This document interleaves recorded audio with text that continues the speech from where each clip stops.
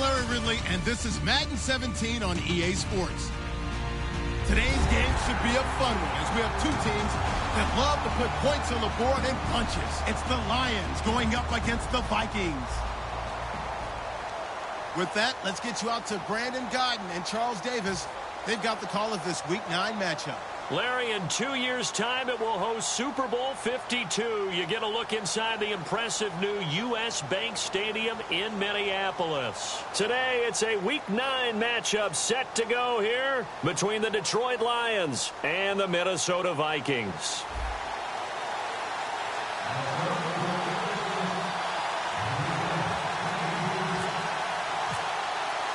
The first 2 months of the regular season down. What will the final two bring us as we're off in Week 9? That'll be taken in the end zone. And no run back here. This will be a touchback, and it comes out to the 25-yard line.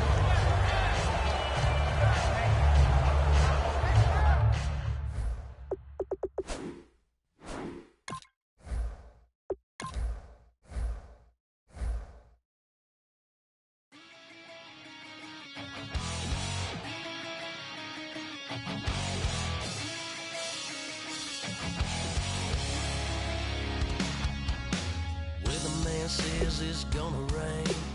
Don't worry, girl, it won't change a thing.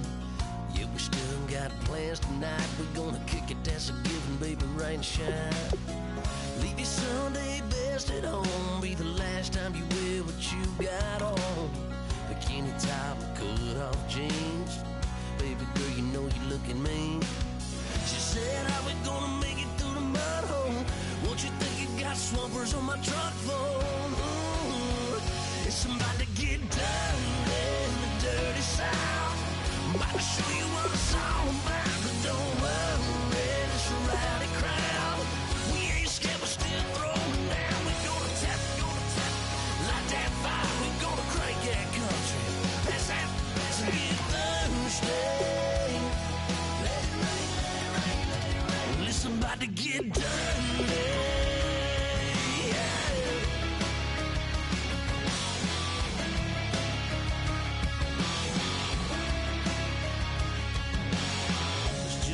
About a good old flood, watching that red clay turn to mud. Sling it up, slap past the doors like a new paint job on a 4x4.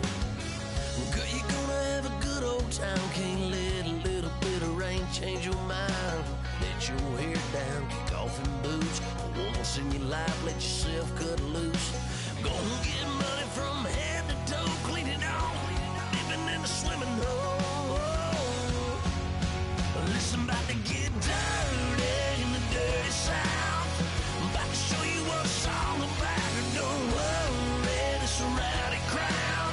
We ain't scared, we're still throwing down. We're gonna tap, light that fire. We're gonna crank that country.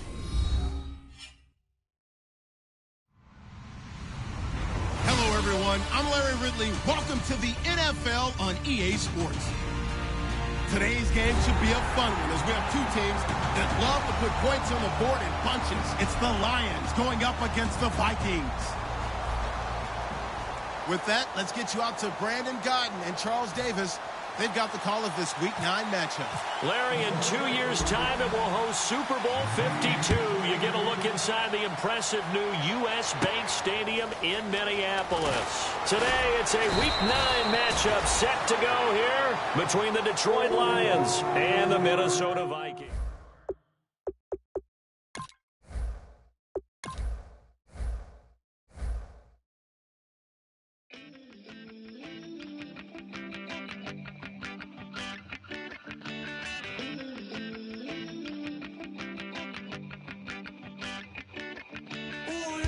It's in my bones, it's in my soul. You're never gonna break me down, oh no. I've got gold running through my veins. One shot to the heart, no, I won't drop. You're never gonna slow me down. I've got the energy of a tidal wave.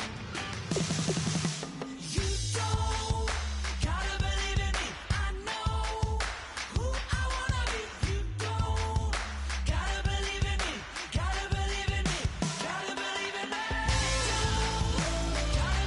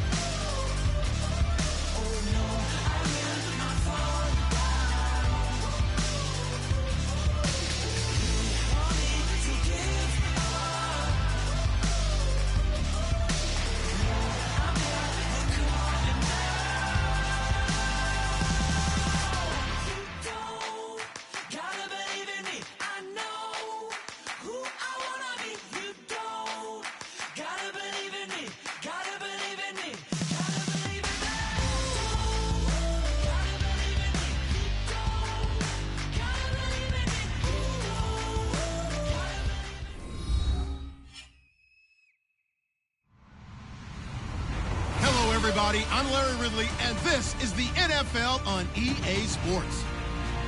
One key thing to watch today will be the battle in the trenches. The Vikings have the best rush defense in the league, and they're going against the Lions, who will try to avoid becoming one-dimensional.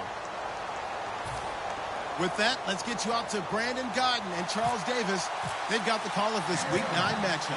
Larry, in 2 years' time, it will host Super Bowl 52. You get a look inside the impressive new U.S. Bank Stadium in Minneapolis. Today, it's a Week 9 matchup set to go here between the Detroit Lions and the Minnesota Vikings.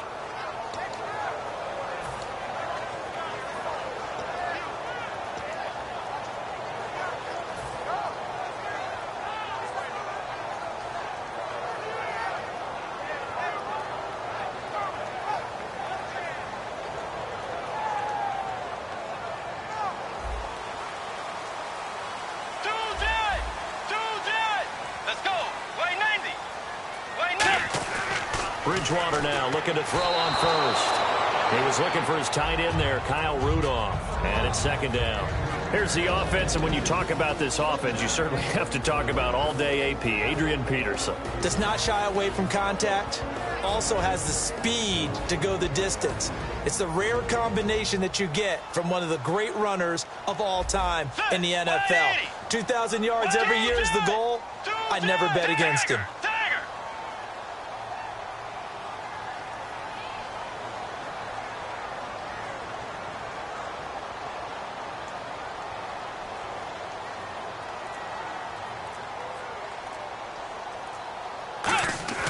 Throwing again, Bridgewater. And right away, he lost the football.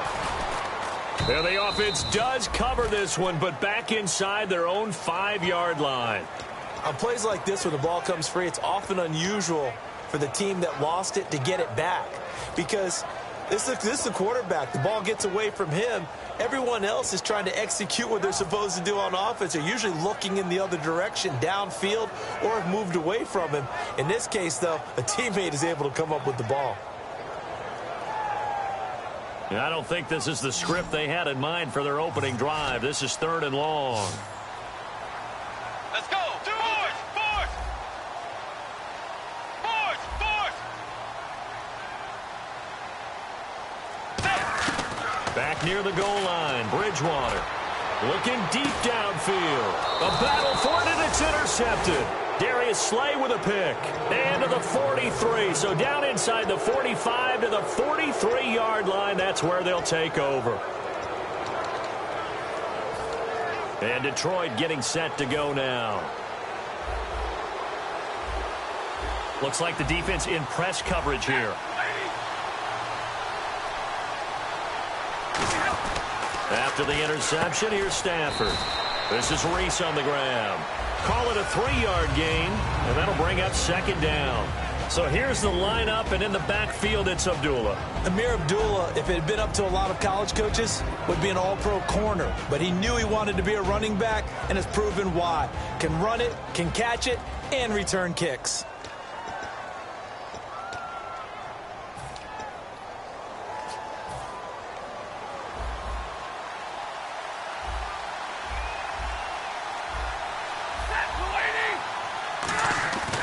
The second-year man from Nebraska, it's Amir Abdullah.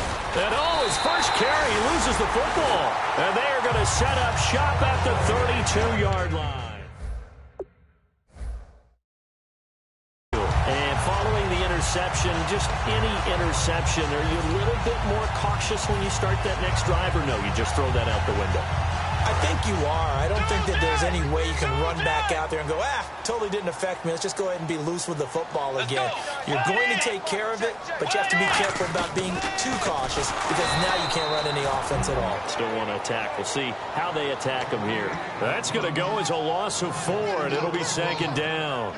Whenever I go to a team's practice facility and watch them work, I love to watch the defensive guys in what they call pursuit drills. The ball goes either towards them or away from them. How fast will they respond? On this play, the defensive end responded better than anyone and made a really nice play. 2nd down, Bridgewater. And that is caught by the rookie Laquan Treadwell. And able to get this one across the 45 before he's brought down. They call it a gain of 19, and it moves the chains. I know many people like to throw to the tight end, maybe in a little flexed out position because he creates mismatches with his size. The slot receivers do the same thing with their quickness, their speed, and their route running savvy. Now it's AP, Adrian Peterson. Now I think we're going to get a timeout here. Yes, a timeout here as it looks like we've got a Lion that's shaken up. While the training staff works on him, we'll step aside and be right back. Second down following the run.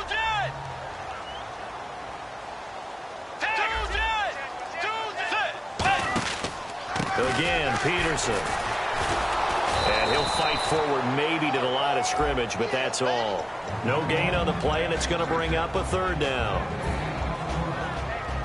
And the starting crew defensively for Detroit. Glover Quinn entered the league as a cornerback, but has evolved into one of the best free safeties in the NFL. So 3rd and 7 and an extra defensive back on the field here.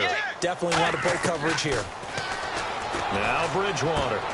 Trying for right, and it's intercepted. Nevin Lawson with a pick. And Detroit getting set to go now.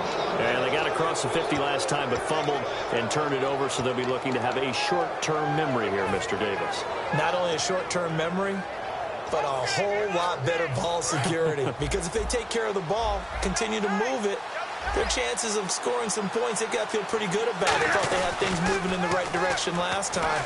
Fumbles, they don't just affect you on offense, they affect your overall team because now your defense has to make that stand up.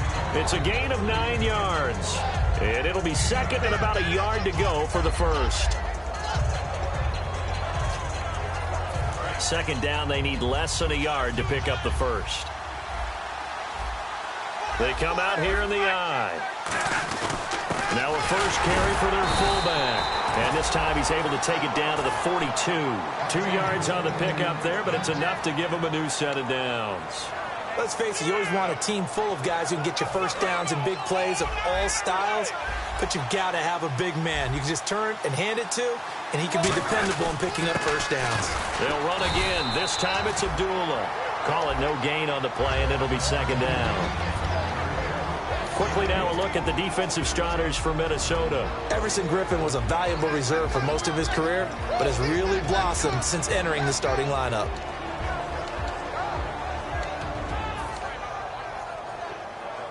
Clock rolling as we hit the midway point of this first quarter.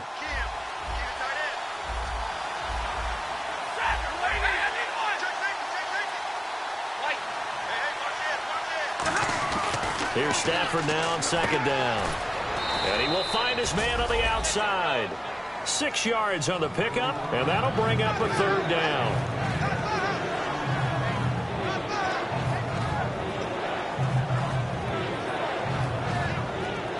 Third and 4.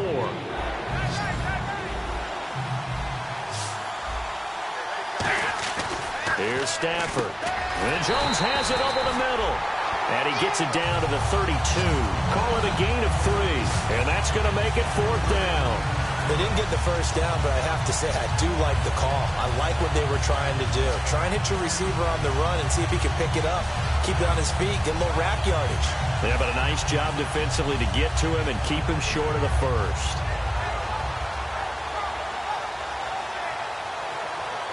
So they'll pass on what would have been a 49-yard field goal attempt, and they're going for it on fourth down. Going with their tight end on fourth.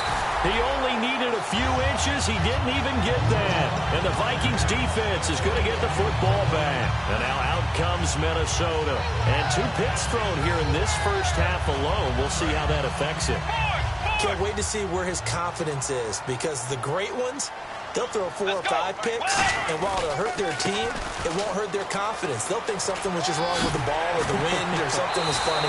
It's never about them. That's how they stay so into the moment and into the game. That run is what defenses don't like about dealing with Adrian Peterson. His ability to drop his shoulder and run through contact. And he's amazing at keeping those strong legs going, isn't he? For him, no run is ever truly over. I mean, he's actually not even convinced that when they blow the whistle, he's actually down. That's how he finishes runs in a big way. A 1-yard gain can look like a disaster, but it all depends on how the game is going.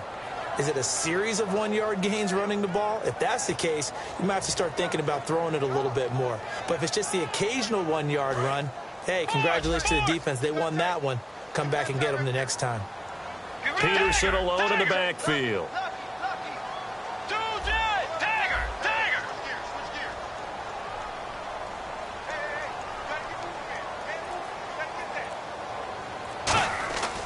Bridgewater now on second down. He gets it left side to Johnson. And he's free going down the left side. It's a foot race. Touchdown, Vikings. Their dangerous wide receiver. His third touchdown now on the year. And the Vikings have taken a first-quarter lead. He's got it, and the Vikings take a 7-0 lead.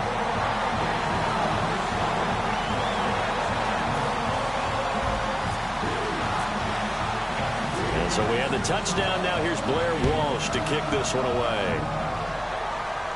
That's fielded in the end zone. And he's able to get it across the 20, but not by much, as he's marked down at the 21-yard line. Now the Lions offense, they get ready to head back out there. And last time out, went for it on fourth down, turned it over, gave him great field position, turned it 6 points, so they've got to recover here, Charles. It's amazing what one decision can do in the chain of events, right?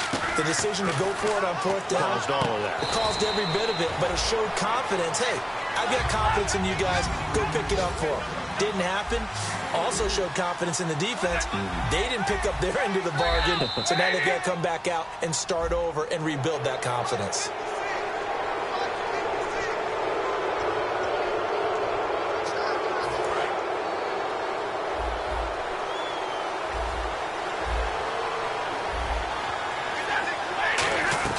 Following the penalty, Abdullah. And the big boys up front, they're going to stop him right at the line.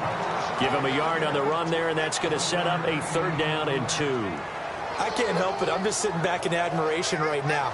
This defense tells everyone that plays against them, you're not beating us running the football. That's who we are. That's what we're about. It's not going to happen. If you're going to beat us, you better pick another way. Just a 1-yard gain on the play, and that'll mean a call to the punt team as it's 4th down. And how about this one now? In their own territory, a gutsy call. They're going to go for this on 4th and a yard. Now Stafford. And it is incomplete. Boy, a cure.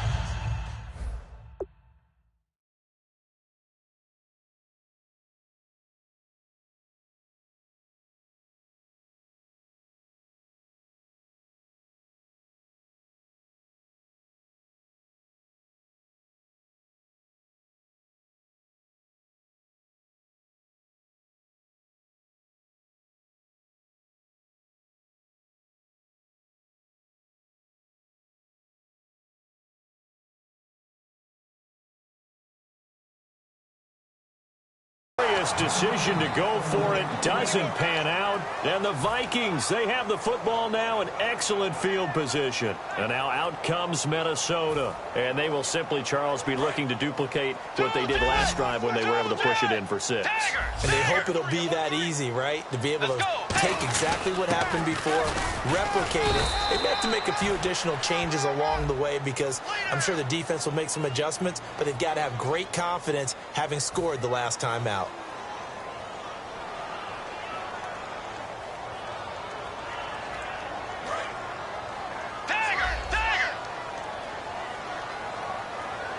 One receiver left, 2 to the right. Bridgewater. He's got it complete to Stephon Diggs. That'll be a gain of 16, and it'll make it 2nd down.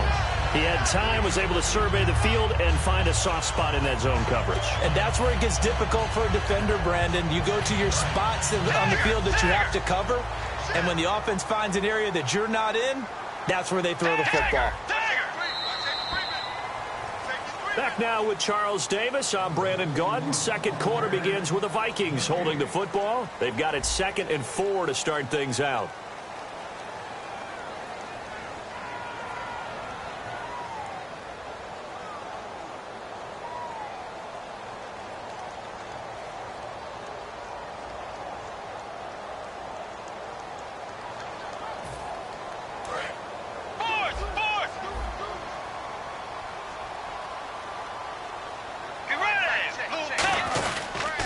Now the Georgia Southern man, this is Jerick McKinnon. Call it no gain that time as it's going to leave him with a third and about 3 to go. He makes a wonderful play there off the corner, protecting his side of the field. Oh, that reminds me of the great defenses of old, doesn't it? The Pittsburgh Steelers, steel curtain. They would not let you get on the field if you could only do one thing. You had to be a complete guy, and you had to be able to tackle. Now, I know I've said this before, but you know I wasn't alive when the steel curtain was played. I know them, but I just want to let you know I wasn't alive. I'm going to keep peppering that in there, and one of these days you're going to think that you were. Now Blair Walsh for the Viking field goal. Right hash mark, a 42-yard attempt.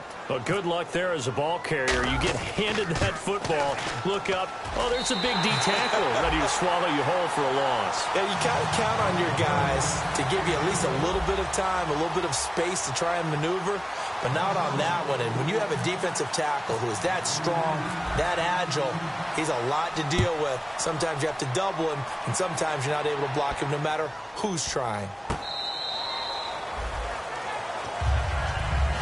The Lions offense, they get ready to head back onto the field. And on that last drive, went for it on fourth, turned it over. But good job by their defense, though. They held them to 3, but this offense, they've got to be a little bit better, a little bit more careful here. And sometimes when you see these calls on fourth down, when they decide to go for it, it's not necessarily the coach saying, I believe in my offense. Sometimes the coach saying, I believe in my defense. I can afford to go for it here because if we don't get it, I don't think we'll give up more than 3. And that's exactly what happened. You think that factored in? I do. I think that he had that in his mind going into the game, that I'm going to be aggressive on offense because I know I've got a defense that can hold up their end. On second down, here's Stafford. Incomplete. Amir Abdullah, the intended target. And that takes us from second to third down. Everything about that play tells you about today's NFL offenses and what they're asking out of running backs. You can't just be a guy who can run the football. You have to be able to catch it as well, and he didn't get that done on that play. So now at 3rd and 12 with an extra defender here in the secondary, a nickel look. Marcel Reese is fullback, the intended target, and that brings up 4th down. As tight ends go, he might not provide the super flashy plays very often, but he's pretty reliable. Usually an excellent target and normally catches what's thrown to him, but he didn't on that play. Taking it about the 36. They'll score that a 36-yard punt, and this offense will take over right at the midfield stripe with a 1st and 10. And now out comes Minnesota. And they split the uprights last time for 3. They've got the lead. They're not going to play this conservative. They're not hoping for another field goal. They're hoping for a touchdown. I'm with you on that one. I like where your head is. I like the way you're thinking because you're exactly right. Trying to sit on a lead and play that way, that doesn't work too well for most teams. Run your offense. Run what you do best. Exactly. Put it all the way down and try and increase your lead in a big way. And the best way to do it, touchdowns.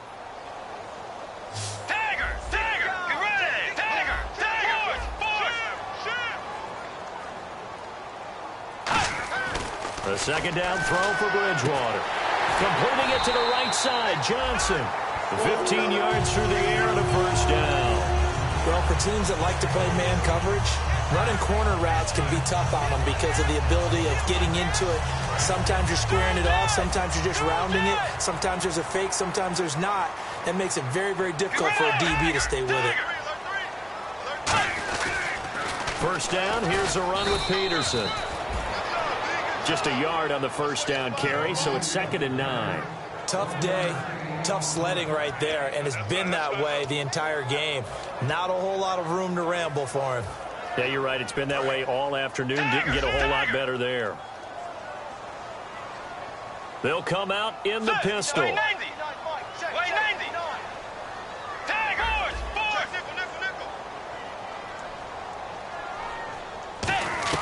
Second down, Bridgewater. And for the 3rd time here in this half, it's intercepted. Picked off by Tahir Whitehead. And they take possession of the football and have it at the 36-yard line. And Detroit getting set to go now. And still no points on the scoreboard. You're coming off of the 3 and out. They're just looking for anything to grab onto right now, aren't they? I'm wondering if someone's going to take charge in the huddle. You know, we always look to the quarterback, but sometimes it's another player on the team, a star, a veteran, someone with some excitement and energy. It's like, all right, guys, let's shake things up and let's go, because they still have an opportunity to make things happen. Shake it off.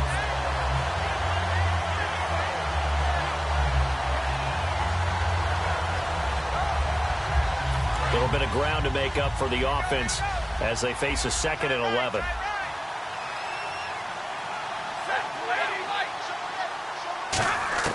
Here's Stafford now on 2nd down. To the right side to Eric Ebron. And he's going to be out of bounds right at midfield. And 15 yards there on the catch and run.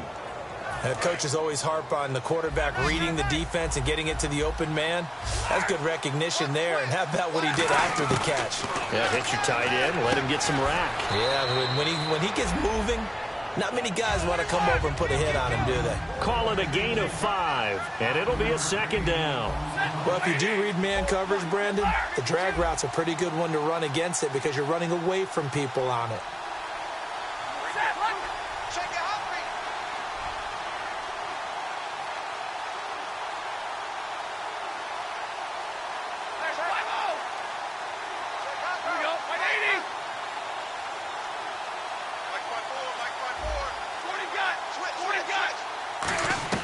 To throw on 2nd down is Stafford.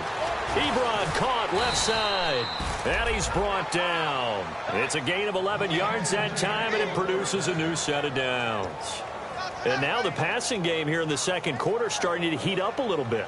Don't you feel the rhythm starting to happen, right? You see it now. The confidence is starting to rise. I think now as a play caller, because that has happened, you lean on it a little bit more. You don't go totally away from running the football, but you do say, guess what? We can throw it. We can throw it well with a whole lot of confidence. On 1st down, Abdullah. And running room scarce here. He's going to be stopped in his tracks at the line of scrimmage. Tackle made by Everson Griffin. Now that's the type of play that'll fire up the defense. Hold them to 1 yard on a 1st down run. It'll be interesting to see if the offense decides to press the run at all, or if they'll abandon it now after gaining only 1 on that play.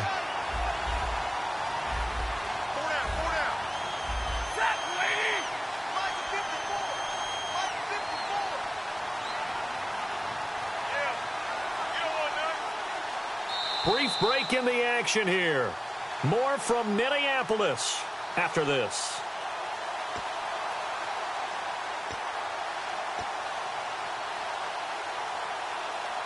Second down, 9 yards to go.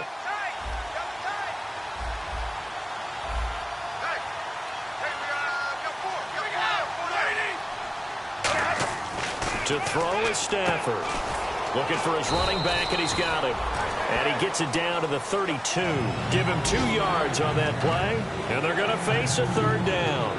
I think slowly but surely, Theo Riddick is getting his due as a complete NFL back, especially when you emphasize his catching the football. Boy, he can catch it. 2015, tied for the NFL lead, 80 receptions. And the Vikings with an extra defender in the secondary on 3rd. Playing coverage here. And incomplete. The contact made the ball roam free and brings up 4th down. Normally, he's pretty reliable. Usually catches what's thrown to him. On that play, he simply dropped it. Now it's Matt Prater on for the Lion field goal try. It'll be a 49-yard attempt from the left hash. And this one is right down the middle. And they get themselves on the board here. It's 10-3. A little bit of a lower trajectory there on the deep kick, and it worked. Had to do it because he had to drive it out low because of the length of the kick. Able to do that, got it above the defense and over the post.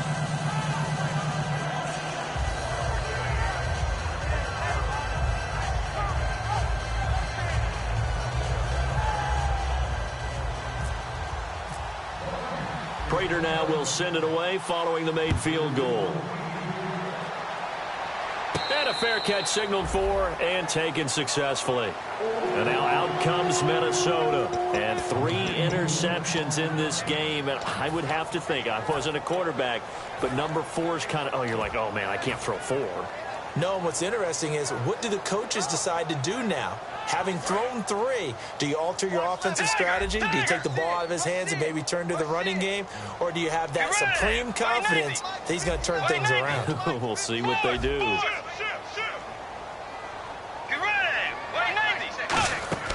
Trying to shake off the interception. And down he goes. The pressure getting to Bridgewater.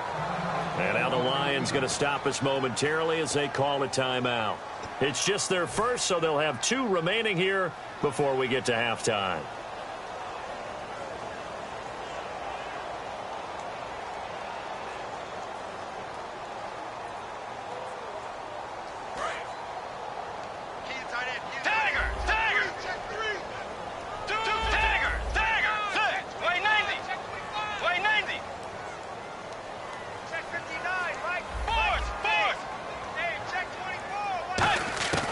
Bridgewater now on second down. He's going to air one out, and this one is incomplete. So pass interference, partnered with all the rule changes. It is hard to be a defender in the pass game. Brandon, is tough in college. It's a lot harder in the NFL. You can't touch him after 5 yards downfield. You can't touch him while the ball's not in the air. You can't touch him at all until the ball is at the receiver's hands. Very difficult to be a defender in today's NFL.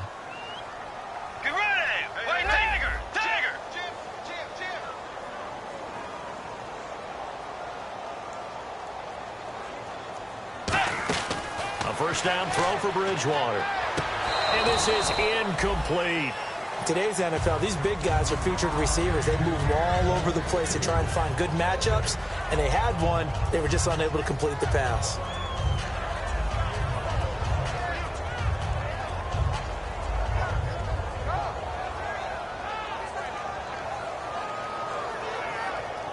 And on 2nd and 10 now.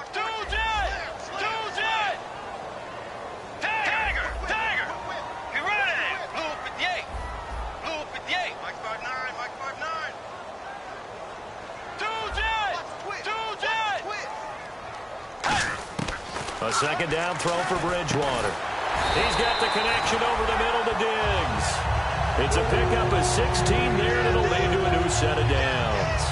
And a nice pitch and catch to pick up the reception against man coverage. Both of them read how much yardage they needed, figured what they had to do, and were able to beat the man coverage for the completion.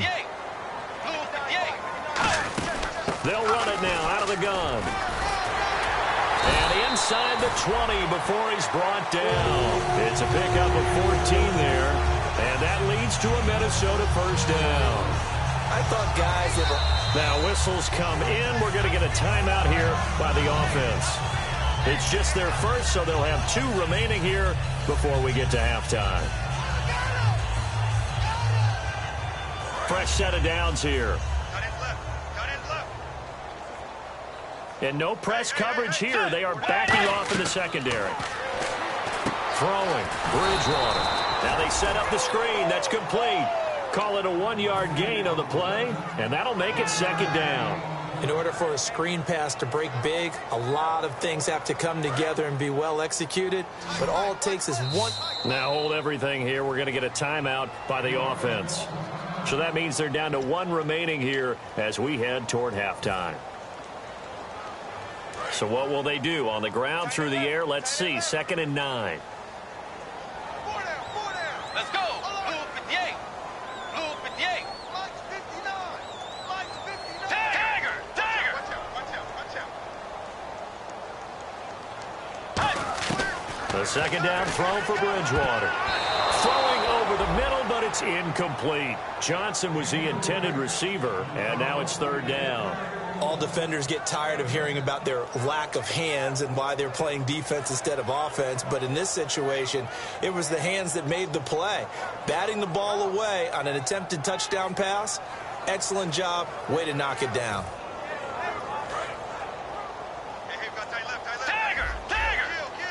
And the Lions going with an extra DB here on 3rd down. On 3rd down, Bridgewater. That's caught by Treadwell. And he's able to pick up the first before he's brought down inside the 5 at the 4. Now whistles come in. We're going to get a timeout here by the offense. And with halftime on the horizon, they'll be out of timeouts from here forward.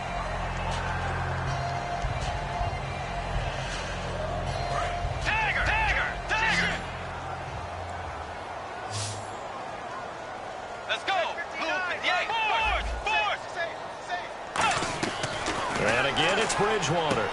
His pass caught at the 4. And he'll get into the end zone. Touchdown, Minnesota. Kyle Rudolph in the final seconds of the first half. And the Vikings find a way to stretch their lead. And he's able to put it through.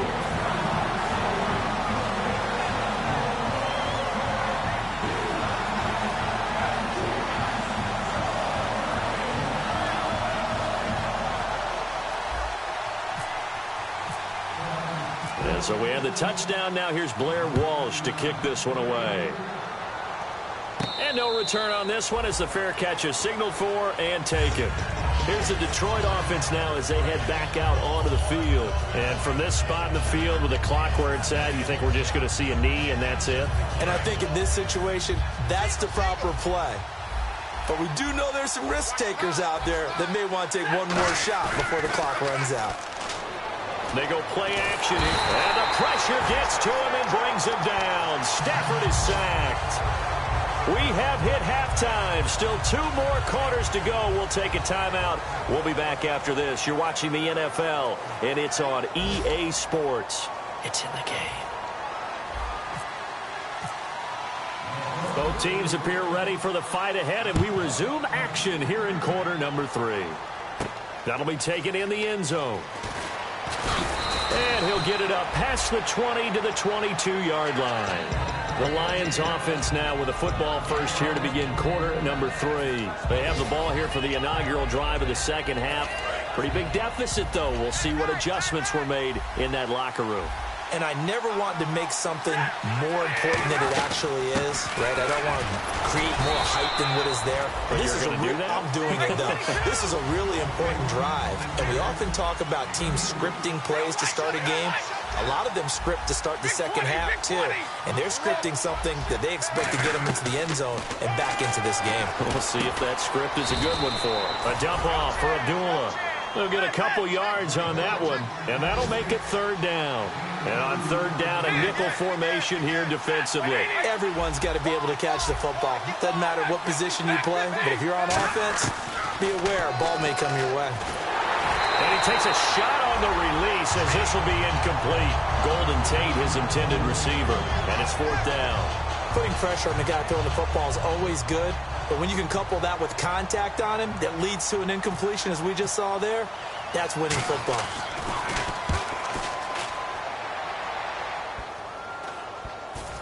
And this will be down by a member of the kicking team just outside of the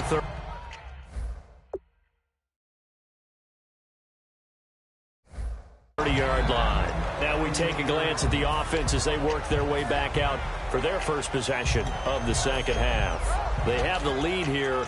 Well, we talk a lot about pregame speeches. What are halftime speeches like? For the most part, not nearly as emotional. They're a lot more clinical. Every now and then, though, they'll get after you if they think they need to light a fire. But in this case, let's go into the virtual locker room, because here's what I think happened. They got in there and they said, listen, let's take control right away. Defense, we got the lead. And he's got daylight. It's a foot race. Touchdown, Vikings. Jerick McKinnon, his second touchdown on the season. And the Vikings are going to add on to their lead. And on that long run, maybe the defense caught napping a little bit. The concentration level may not have been there. I agree with you on that one, because those types of plays, when they result like that, are almost like big bolts of lightning, aren't they? Whoosh, and off he goes.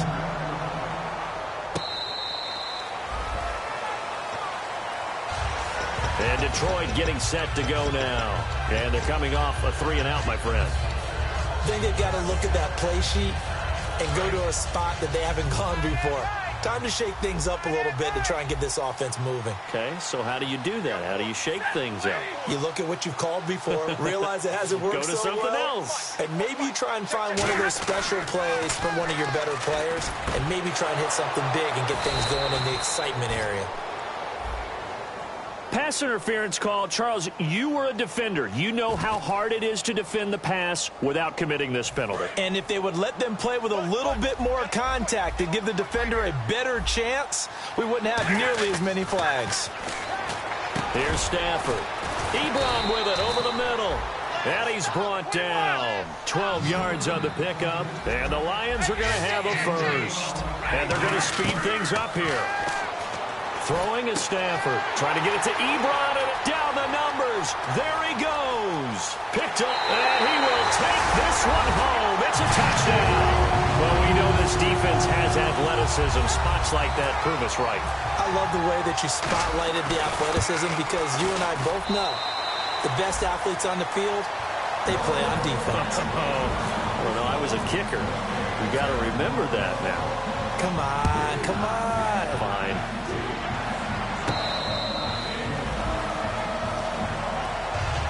And Detroit getting set to go now. And following the pick six, and they have decent field position in throwing that pick six. We'll see how they attack this drive. And I think all you say to your guy is, listen, let's just take care of the football a little bit better. Make some better decisions on this drive, and they'll probably help him a little. Nowhere to escape, and he goes down. A first-time Pro Bowler a year ago, Everson Griffin. He's the one to get him, and that's sack number 7 for him on the year. Here's Stafford now on second down.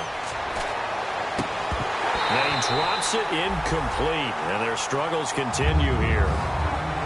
We know it's not an easy job to go out and catch passes when people are trying to tackle you and knock the ball away. But the bottom line is, that's a pass he's got to have and a pass he should have caught. Third and long, it's Stafford. And he couldn't hang on to it through the contact. Incomplete. But no second guessing the call here. It was third and long, so throwing the football was probably the smart play to try and pick it up. But they don't get it, and now the defense goes off the field feeling pretty good about themselves, gaining some momentum as they force them into a likely punting situation. That'll be put in the books as a 53-yard punt. And it'll be Viking football here as they take possession. Now the Minnesota offense set to take over again. And they hit the home run last drive. One play on the ground all the way to the house. Now the defense, maybe they're expecting a run here. Partner, I love your description because when we talk about hitting the home run, we're usually thinking about a passing play, aren't we? Something in the air, deep ball. But how about them just taking it big-time jaunt? Now if you're coming back out, now they've established this run game, the play-action pass could very well be open.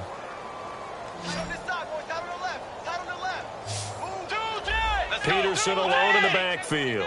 A second down throw for Bridgewater. Completing it to the right side, Johnson. And now off to the races, down the right side. Touchdown, Vikings.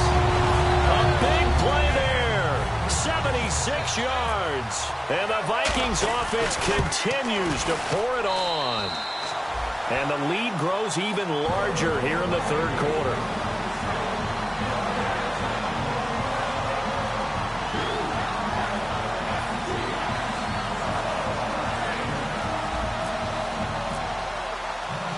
And so we have the touchdown. Now here's Blair Walsh to kick this one away.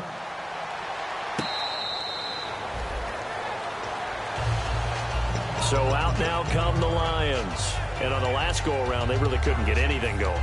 They had to punt from deep inside their own territory, which means you're going to lose the field position battle as a general rule. What they're looking for now is a little more consistency, move the ball at least a few times on offense, get a couple of first downs, and hopefully flip the field. Yeah, just something to build off of. That's what they're looking for here. Making the stop there, Daniil Hunter. That was a really nice play, able to stack that one up. When they get back in the huddle, he's got to tell his guys up front, great job. They kept people off of him, allowed him to run free and make the hit on the runner. Filled the gap nicely, kept him to just a 1-yard gain.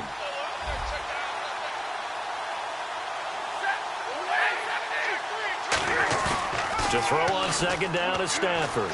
He's going to air one out. Now that'll be tipped and intercepted. Picked up by Anderson Aho. And he's going to take this one back to the 37-yard line. And now out comes Minnesota. And they'll just simply be looking to build off the confidence of the last time out where they scored a touchdown. And confidence is powerful, isn't it? When you've scored once, you feel like you can go back out there and get it done again. Doesn't matter what the defense throws at them. They feel like they're in a groove right now, and they want to get out there and show it. Yeah, hoping to stay in that groove here this go-around. No gain on the play there, second down. And as a defensive end, getting off the ball quickly, swarming to the football, making a tackle, that's what we saw right there. Yeah, and that's what their job is. And really, a lot of the time, they have to throttle back a little bit in the run game because you know those defensive ends, they're like in a sprinter stance. They're just headed straight for the quarterback. That was good recognition on that play to hold them to no gain. Complete to right. And he'll bring it up here to right at the 40-yard line. It'll be a 3-yard gain, and they're going to have a third down. The goal of a wide receiver screen is get enough blockers in front to create a wall and let him pick his spot to run the football. How about the defense there, swarming to it and not allowing that to happen? Did not let him get downfield. On third down, Bridgewater. Stephon Diggs, his intended receiver, and that'll bring up a fourth down. Well, the numbers have been good in the passing game, and certainly a big reason why they have the lead. But now here, third quarter, maybe go to the run game a little more? Yeah, perhaps. I mean, after that incompletion, a little credit to the defense for shutting them down on that play. Maybe you try and run the football a little bit more in this spot, but they have to feel good about how they've been throwing it overall. And it's taken in at the 9. A nice job on the return there, 16 yards. And the offense will take over with a new set of downs. And Detroit getting set to go now.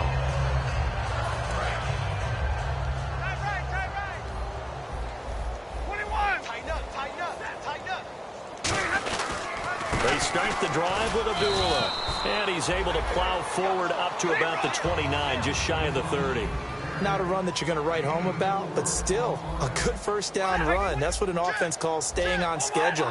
3 to 4 yards on first down, you're set up very well for the rest of the drive. The left side completion to Jones. Now I think we're going to get a timeout here. Yes, a timeout here as it looks like we've got a Lion that's shaken up. We'll check on his status when we get back. Well, the offense lining up 1st and 10.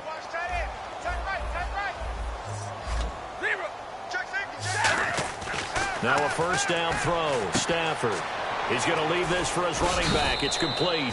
And brought down, but not before reaching the 45-yard line. And at his size, he's a smaller back. You can get him the football. He can kind of get lost, make someone miss. It's good for him. Yeah, it's great for him. I like what you said there. Sometimes he gets lost in the traffic a little bit, but get him out in the open field into some space. That plays to his strengths the best and keeps him out of it where all the big boys are, you know, make him make someone miss in the open field. Flushed out right. And incomplete. He dropped it in the end zone. The veteran Andre Roberts was the intended target. And now in second down. You can feel the anguish all the way up here. It certainly looked like he had that one in the end zone, open, unable to hold on to it. So the incomplete pass brings up second down.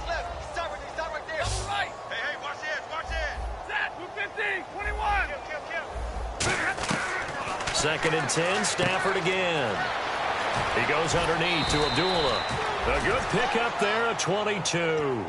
We can talk all we want about football being a game of strength and brawn. It's also a game of mismatches, and they're trying to create one there, getting it to their back out of the backfield to make a bigger play. As we often say, get it to him in space, let him use his leg. Yeah, if he can get a matchup against a linebacker or maybe a defensive end dropping out in a zone blitz, he's going to win that battle just about every time. It'll be a pickup of 10 yards. And that'll bring up a second and just about a few inches here.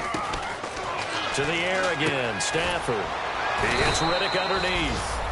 And the stop will come inside the 5 at the 4. I know most of the time when the ball's in the air, you're thinking wide receiver, tight end, but running backs, they can be a big part of any pass. And he's got his man. It's caught for a Lion touchdown. Marcel Reese, his 3rd touchdown now on the year. And the Lions are in for 6. And he is a reliable target. They like to get him involved. They got him involved there for the score. And they should. He's a very good player. Remember, they can use him in certain positions, so many different spots, and he usually comes through for them.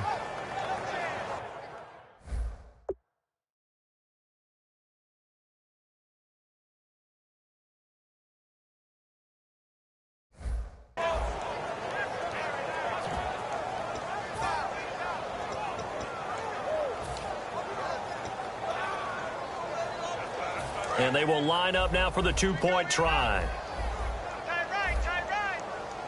Here comes the D swarming to the line. Stafford's going to try and throw for it. And they don't get it. They tried for the two-point conversion there, but unsuccessful. So the defense gets the stop. I know it's situation to situation, but who has more pressure there, offense or defense, when they go for two?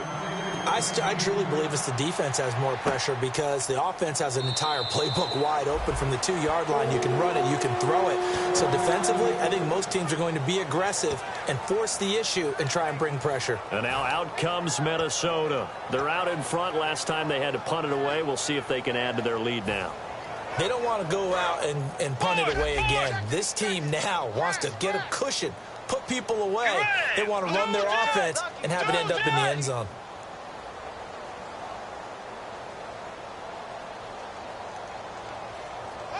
Johnson, the man in motion right. Here's Peterson as they begin on the ground.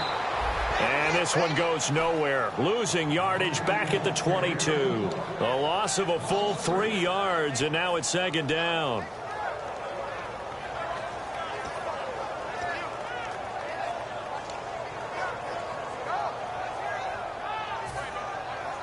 Defense in a good spot. Let's see how the offense responds with a 2nd and 13 now. Again, we'll see the pistol here.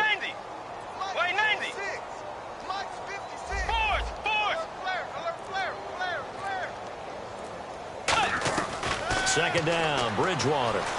Johnson with a completion over the middle.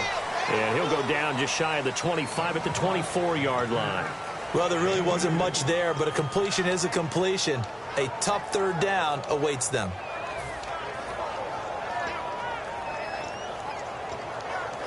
Well, they get the completed pass, but still have more to go here on 3rd down.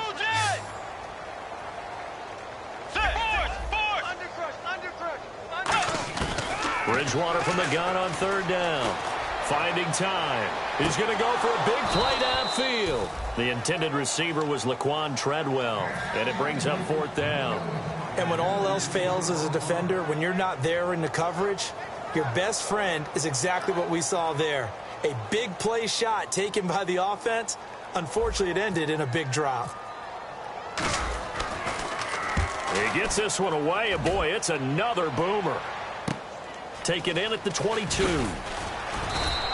Officially, that'll go as a 52-yard punt. Not too shabby. And the offense will come back onto the field for the 1st and 10.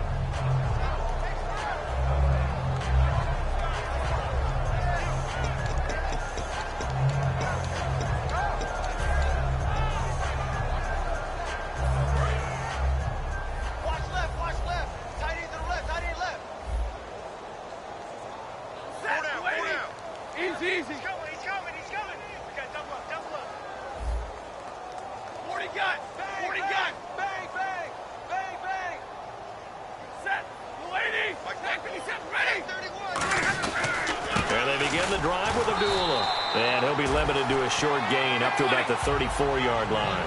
3 yards on the pickup there, and it'll be 2nd down. Back now at beautiful new U.S. Bank Stadium.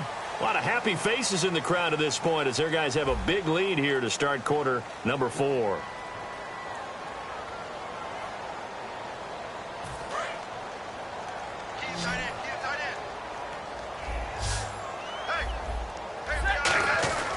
On 2nd down, here's Stafford.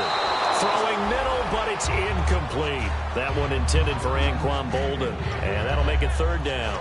He's got to be kicking himself right there. His team's already picked off 2 passes.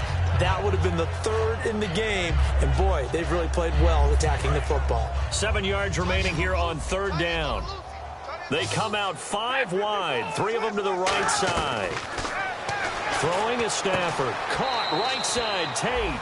And he gets this up across the 35 before he's out of bounds. Partner, I think that completion takes the definition of dink and dunk to a different level, doesn't it? It does, and the defense was right there, kind of played into their hands.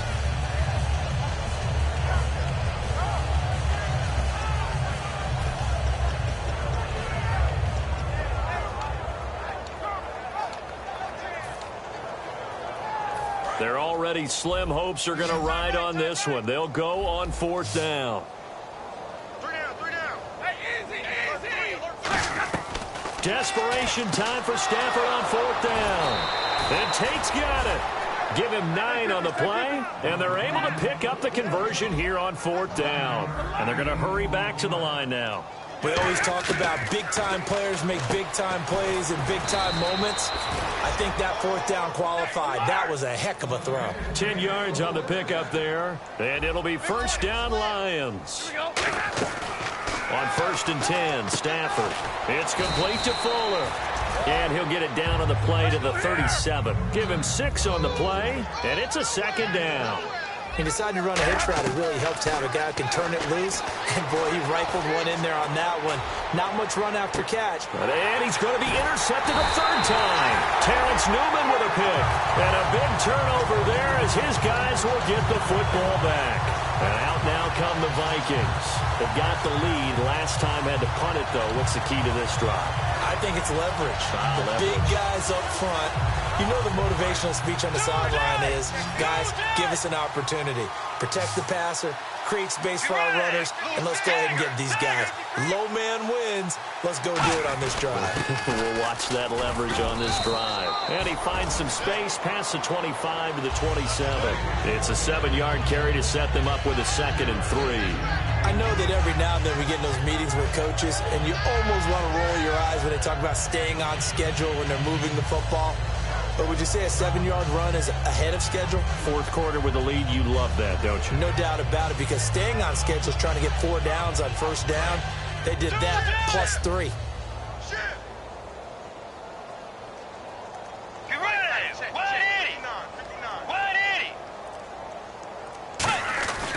On 2nd down, Peterson.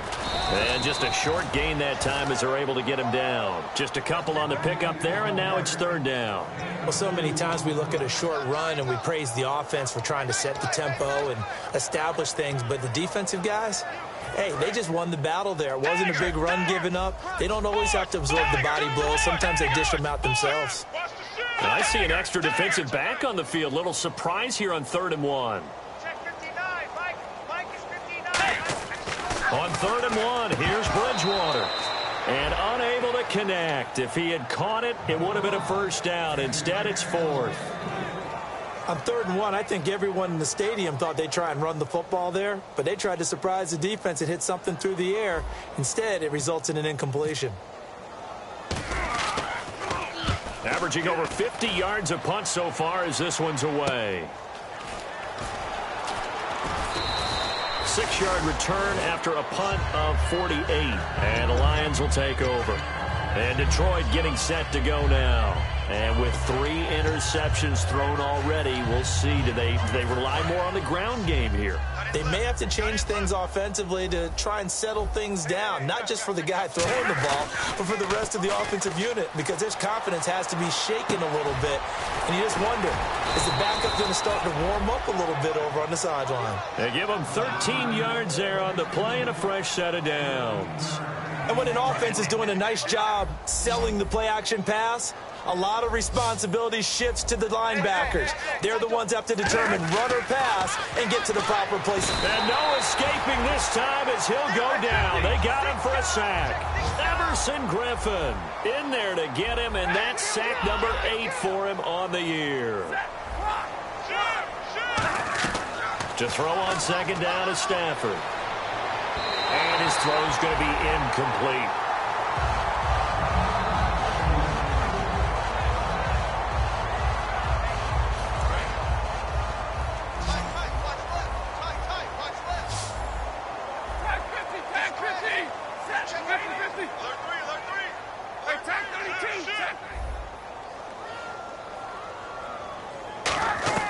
Third and long, it's Stafford. And that is incomplete. The goal of anyone running a curl route is to make sure you try and get defenders on your back and shield them away from the football. But sometimes, even when you run a good route, the defense finds a way to knock it away. A critical one here if they're going to have any shot at this thing. So they'll go for it on 4th down. Got to try it here. He's back to throw. He's going to let this one, and his pass is intercepted for the 4th time today. Terrence Newman with a pick, and his guys are going to take over at the 31-yard line. Now the Vikings offense works their way back onto the field.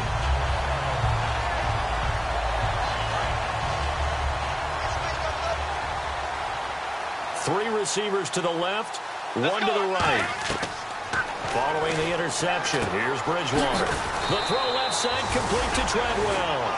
They pick up 12 on the play there, and they move the chains. That looked like a pretty good route combination there because you've got to find a way to clear the guy running the drag, because when you do, you just put the ball on him and then let him run. He's got some space. And the D-line pinching together must be expecting the run. Another pistol look here. Bridgewater gives to his tailback, Peterson. That one good for 10 yards. And that'll make it 2nd and a foot or so. That was a good, strong run there. While it won't pick up a first down, it was definitely something needed by that offense. A positive run. They got a good push by their guys up front. Maybe something they can build on as this game continues. They run again with Peterson. And he'll go down shy of the 40 at the 41. They get 6 on the pickup there as the drive will continue. 2nd and inches is oftentimes an invitation for an offense coordinator to take a big shot downfield because he feels like he can come back on 3rd down and pick up the first down. But sometimes you just don't want to break tendency. Stay with what you are, stay with who you know, and go get the first down. That's exactly what they did. A gain of 3, 2nd down. Some of the most unselfish players on any football team, defensive tackles, because we ask them to just eat up blocks and allow other people to make tackles. But when he can make a play himself, as we just saw there, that's a big day.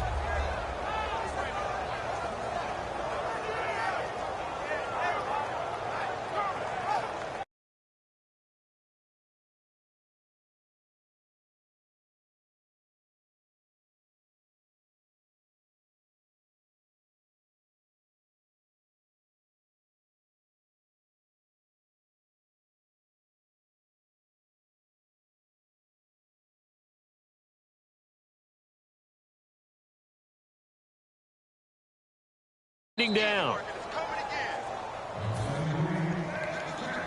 So the offense now dealing with a 2nd and 7. Peterson alone in the backfield. And he'll get it up the middle. And he'll lose yardage here. Back at the 41. So he loses 3 yards there. Now 3rd down. So, Brandon, when this offense gathers together to watch tape for this game, they're going to be feeling pretty good about themselves until the coaches get upset about the play we just saw. But you know their defense is going to be. But we put up big points all game long. The defense is going to win one every now and then. Here's Peterson. No gain on the play there, and it'll bring up 4th down. But it was stopped on that play. We've had plenty of carries all afternoon.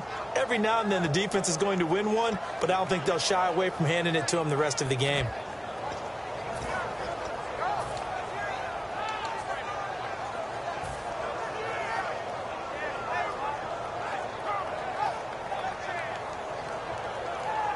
Here's Jeff Locke now. He's been terrific so far.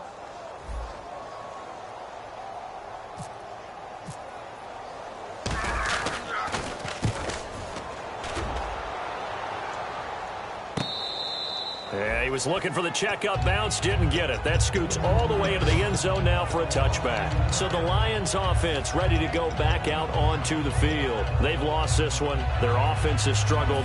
Do they try to put together something here at the end just to take into next week? Yeah, sometimes teams want to do that and coaches want to. I remember one time I was on a team and we were losing late in the game like this, and you knew it was lost. It was over, right?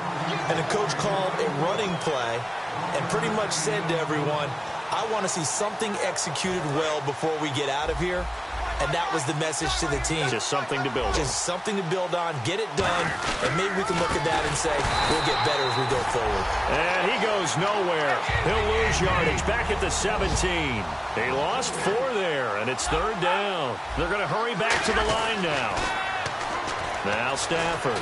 He's going to let it fly. And now here is another interception. Picked off by Harrison Smith.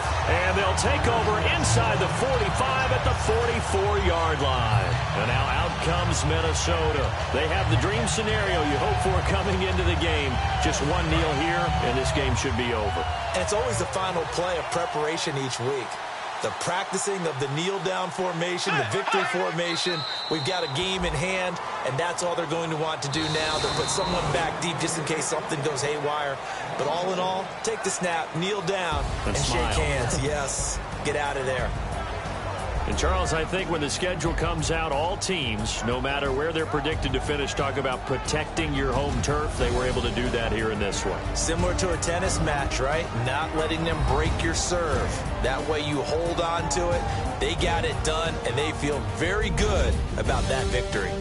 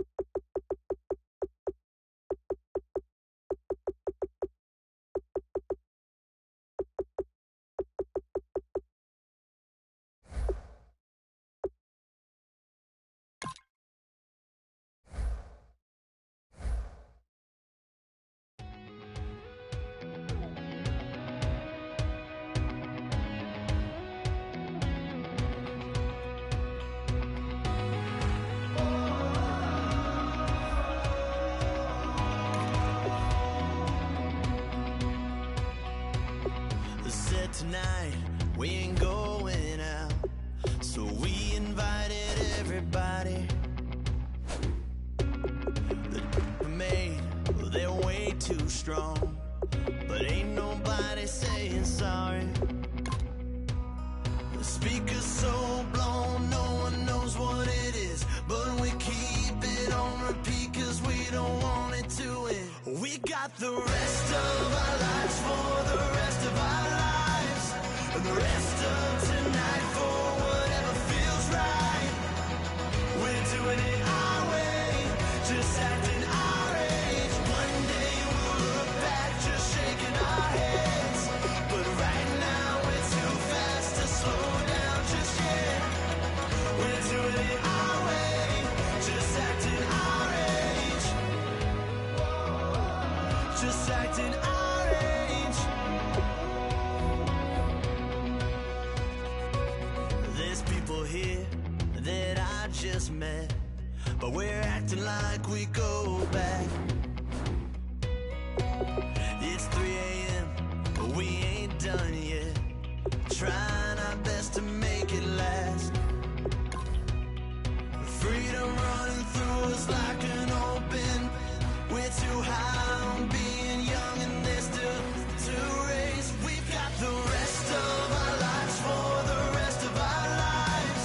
And the rest of tonight for whatever feels right. We're doing it our way, just acting our age. One day we'll look back just shaking our heads. But right now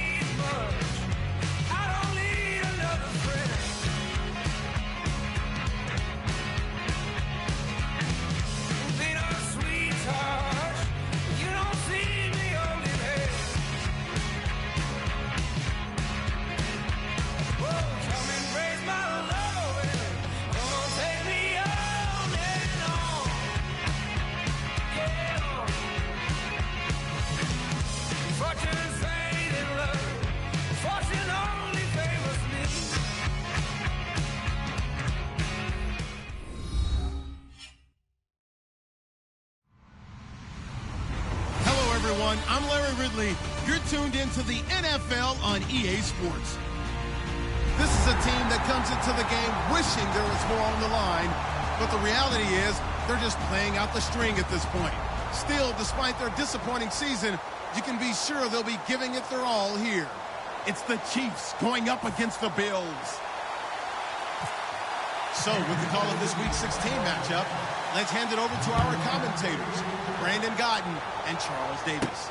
All right, we appreciate it, Larry. It's our exclusive coverage of the National Football League on EA Sports. Today, two AFC teams set to do battle as we've got a good one in store between the Kansas City Chiefs and the Buffalo Bills.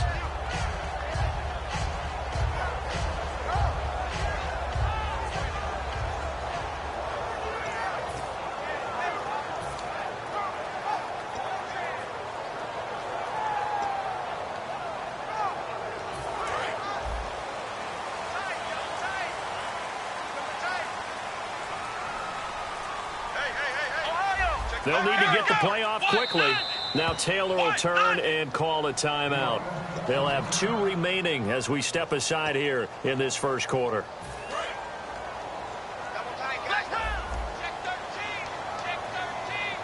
They come out with 1 back and 3 tight ends.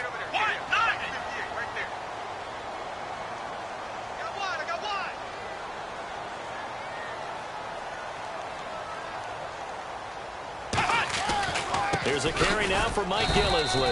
And they will stop him after a fairly minimal pickup. 2 yards on the carry there. It'll be second down.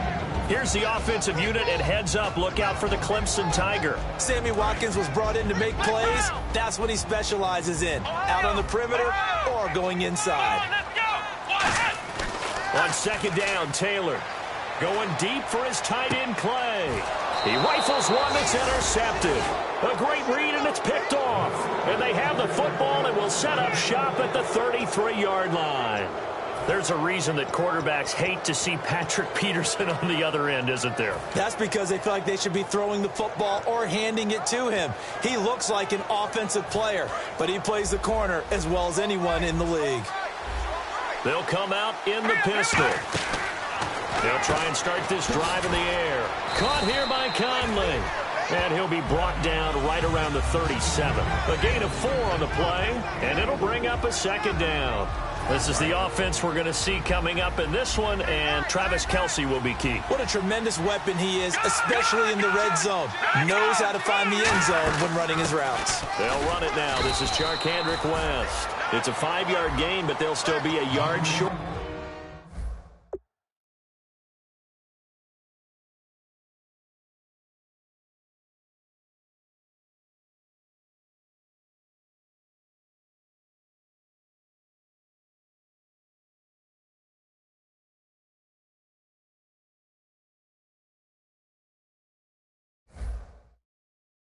Here with third down now looming.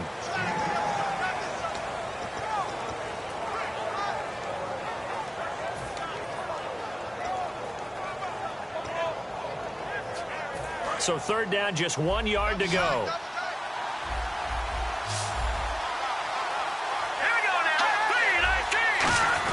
They'll let the fullback try and pick it up. This is Anthony Sherman. No gain on the play there. A nice job defensively. And it likely forces a punt situation on 4th. So on 4th down, Dustin Colquitt to punt for KC.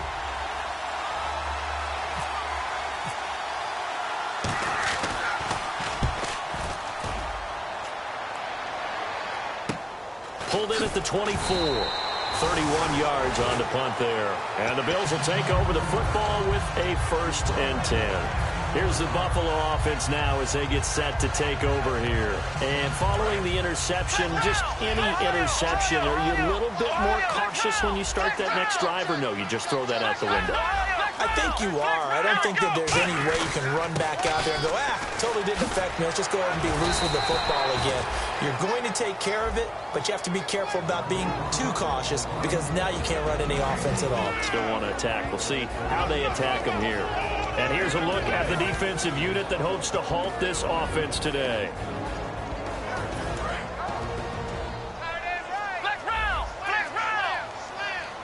They'll come out in the pistol. On second down, here's Taylor. And a quick throw here, that's complete. And he'll get it up near the 35, right at the 34 here. That was not a completion that results in a highlight video. But at the same time, if you have those kind of completions all game long, eventually one of them might turn into a highlight. And 3 full yards here for the offense to get on third down.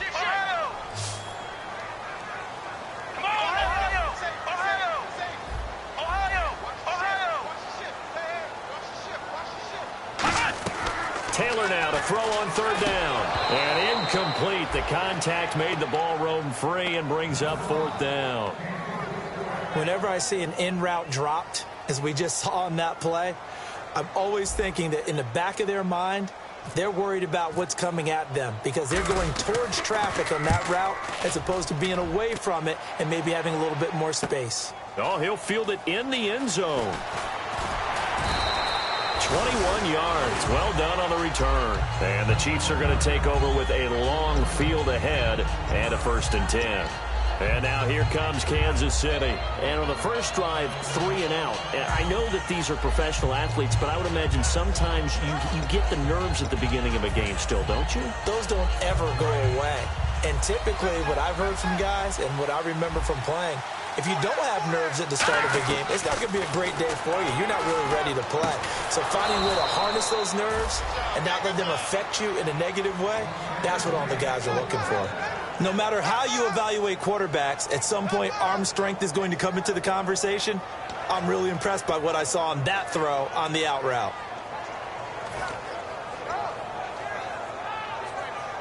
So here we go, 1st and 10 now. 3 receivers to the left, 1 to the right. They'll look to throw here on 1st down. He hits West underneath. 5 yards on the pickup, and it'll be 2nd down. Now that's the type of play that gives you a chance to win. Nothing forced downfield where you don't have a guy open. Swing it out to the back, maybe even check it down, whatever you want to call it. Gain of 5. You're just trying to get 4 on 1st down. They're ahead of the chains now. They'll run it now out of the gun. Looking for an opening, not much there. He'll get it to the 39. Still a couple yards short of the 1st as the 3-yard gain brings up a 3rd down. I think we know by now that every run is not going to be broken and get all the way to the end zone. But these short ones still have their value. You can still set up your play action and throw the football. You control the clock because you have the ball and they don't. And often the physicality sets the tempo for the game. Able to find Harris, complete. 5 yards is the pickup there as that extends this drive. So much goes into a successful play, doesn't it? How about that play action there, freezing the defense just enough to bring the tight end free downfield for the completion. On 1st down, he'll drop to throw. And incomplete. Crisis averted. Almost picked. Instead, 2nd down. Pretty nice coverage there, but a missed opportunity for an interception. Let's face it, a lot of these defenders, they've got it all. Speed, athleticism, hands, a little bit questionable. Here we go. This is West. And some space here. And taking it across midfield and inside the 45. Give him 12 yards on that one. It earns him a fresh set of downs. How many times do we say in this game that speed kills, and it does it in so many different ways? In this case, you got a back who's quick and shifty, can make moves, make people miss, but also gets to and through a hole before it can close down. That's some of the benefits of that speed, not just outrunning people in the secondary. That led to a really nice game. A couple of Bills team up to bring him down there. Well, if you're a football guy, that's a pretty run because everyone is in sync right there. Obviously, the guy carrying the ball, but how about the people up front? Leverage, athleticism, they created some nice space for him.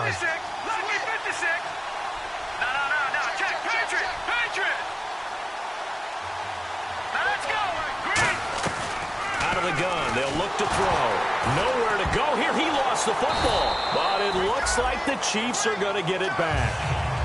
Call it luck or skill, whatever the case is, they're feeling good about just keeping the football there. Yeah, the biggest thing that they're calling it now, our ball. They don't care if it was luck or skill or the panic that jumps up in your chest when that ball's on the ground. Whether you get it or your teammate gets it, just as long as you retain possession, that's all you're looking for. Chris Conley, the intended receiver, and it's 4th down. Here's Dustin Colquitt now, as he'll punt it away for the second time. One thing I know from experience is that when the deep ball is thrown and you're the defender, you've got to fight that little bit of panic that emerges. You've got to play the ball really well. It's a 50-50 jump ball play, and guess what? They took a shot. How are you going to win it? And in this case, they managed to get it done. The Bills offense now, they get set to head back onto the field. And 3 and out on the last drive. No points on the scoreboard. A little soul-searching now? I would say so, and they need to help out their defense a little bit. They've had to be on the field a lot more than normal, put them in some tough spots. But what's the old adage? When you get another chance, it gives you a better chance to do it right. He's going to fire one deep over the middle. And incomplete on the deep ball.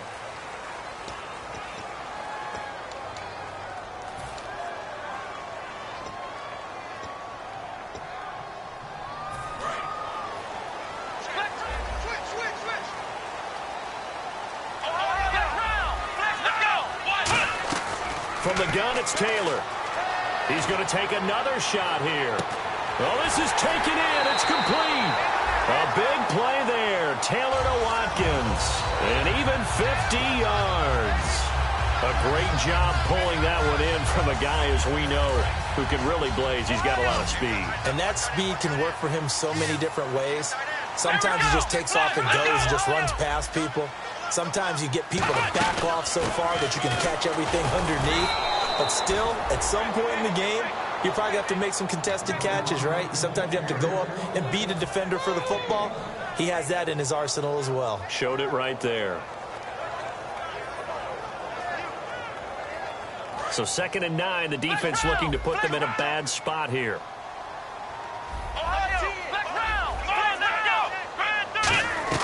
Out of the gun, it's Taylor. Going deep here for Watkins. He's got him in, complete.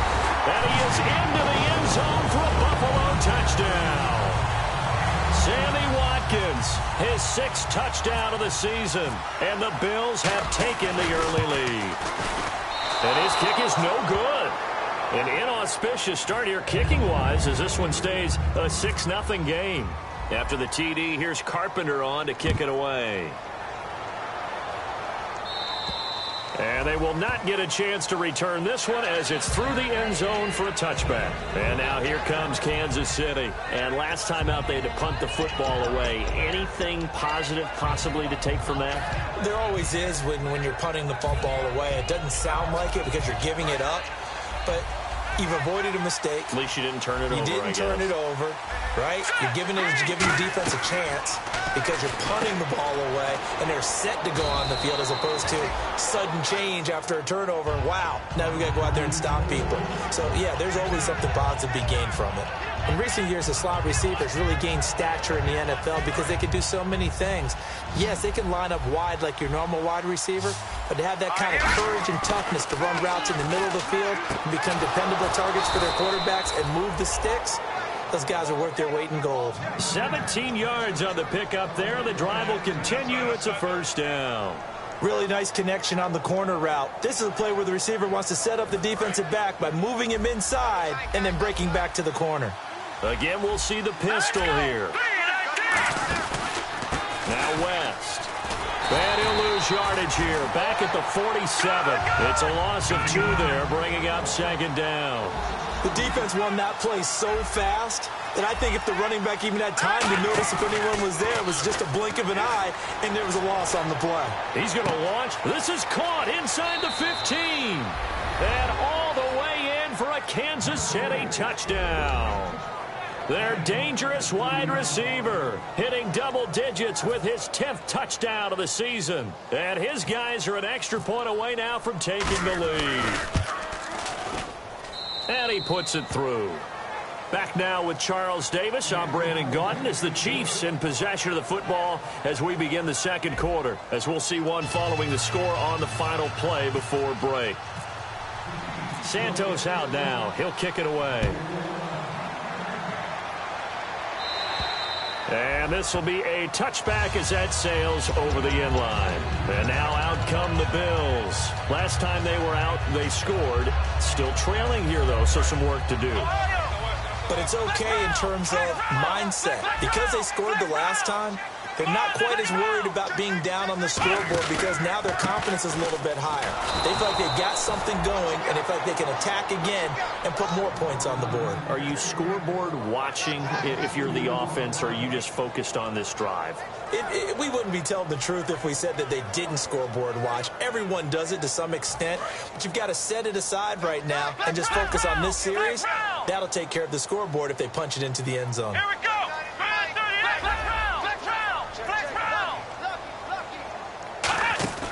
Play action, it's Taylor. Trying to lay one up deep. And he's unable to grab it. Thought he might have had position, couldn't hold on, third down. Well, they went for the big play there, but that drop could really hurt their momentum. So a second down incompletion now brings up third down. From the shotgun, it's Taylor. And he couldn't hang on to it through the contact. Incomplete. After watching him drop that slant, I can hear my own coach's voice ringing in my ears right now. You can't run with the ball until you catch it. Trying to get those rack yards before he secured it.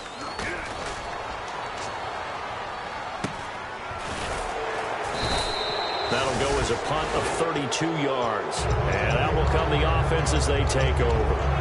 Now the Chiefs offense, they get ready to head on the field. And they will simply, Charles, be looking to duplicate what they did last drive when they were able to push it in for 6. And they hope it'll be that easy, right? To be able to take exactly what happened before, replicate it. They may have to make a few additional changes along the way because I'm sure the defense will make some adjustments, but they've got to have great confidence having scored the last time out. They begin here with a run by West. And he'll be tackled right on the midfield logo.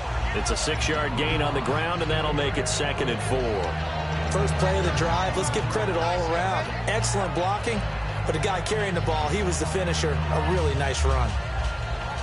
4 yards remaining now on 2nd down. From the midfield stripe, they'll look to throw. They complete it to Hill. 20! And all the way in for a Kansas City touchdown. A big play there with touchdown number 2 in the game and now 11 on the year. And the Chiefs strike quickly here for 6 points. Santos now to add the PAT.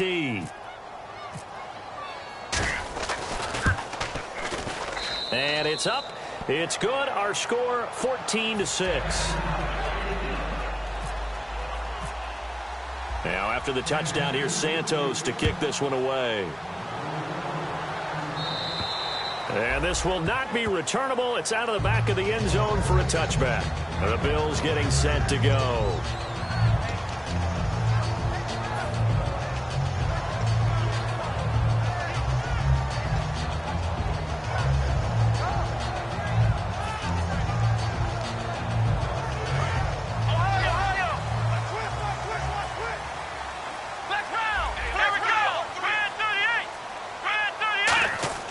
On 1st and 10, it's Taylor. And almost intercepted. It would have been his 2nd pick of the game. Instead, it'll be 2nd down. The name of the game, as always on defense, put pressure on the quarterback. And that's exactly what they've done today. It looks like they've got him a little bit rattled. That would have been the 2nd interception in the first half. Again, now it's Taylor on 2nd and 10. Looking for Watkins, and it's intercepted. A great read, and it's picked off. And he's going to take this one back to the 37-yard line. Here's the Kansas City offense now as they get set to take over. And they were able to punch it in the end zone last time. They'll be looking to do that again here for the defense. Obviously, they'll be looking to stop them from punching it back in the end zone. It always is punch-counter-punch, isn't it? And which team has the advantage? Well, let's just go back. Last time on offense, they rolled downfield, got into a good rhythm. You can see a little more bounce in and out of the huddle. You can see the sideline really get into the game. So defensively, you're thinking to yourself, how do we take that away from them? How do we get the advantage back? Let's see what they come up with. I think pressure is always the first way to go. You love pressure. I love it. We'll see if they dial it up this drive. Now let's go. Here's West. And they'll get him down right around the 16. Just a yard on the pickup there, and it'll bring up a 2nd and 9. Okay, no score on that play, but this guy's been a... Now hold everything here. We're going to get a timeout by the offense. They'll have 2 remaining as we step aside here in this second quarter.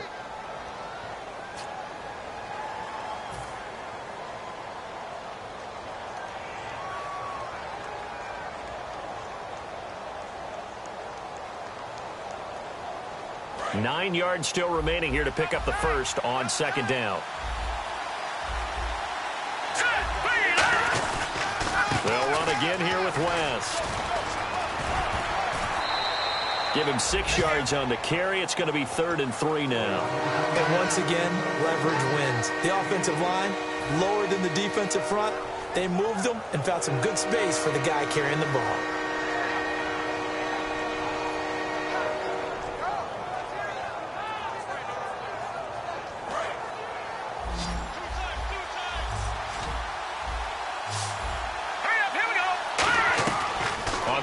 Short, they'll try and pick it up through the air. And this is going to be incomplete. Travis Kelce, the Pro Bowl tight end, the intended target. And it's now 4th and 3. Really good, smart play by the defense, understanding 3rd and short, guarding the first down sticks, and being able to make a play on the football and bat it down. So a good kick there, and they wrap up the drive by putting 3 on the board. And you know, let's face it, you're not always going to come away with 6. Defense in the NFL are just too good. But you've got to come away with something. And there, they get 3. And the Bills offense comes out ready to take over. And following the interception, we'll see what they can put together on this drive. I can hear my old college coach right now. He always used to tell us before every game, the team making the fewest mistakes will win. What they're hoping is that last mistake is their only one of the game. Coaches, that's all they talk about, turnovers, right? Minimizing those and maximizing opportunities. A really nice pickup of 14 yards, and it moves the sticks.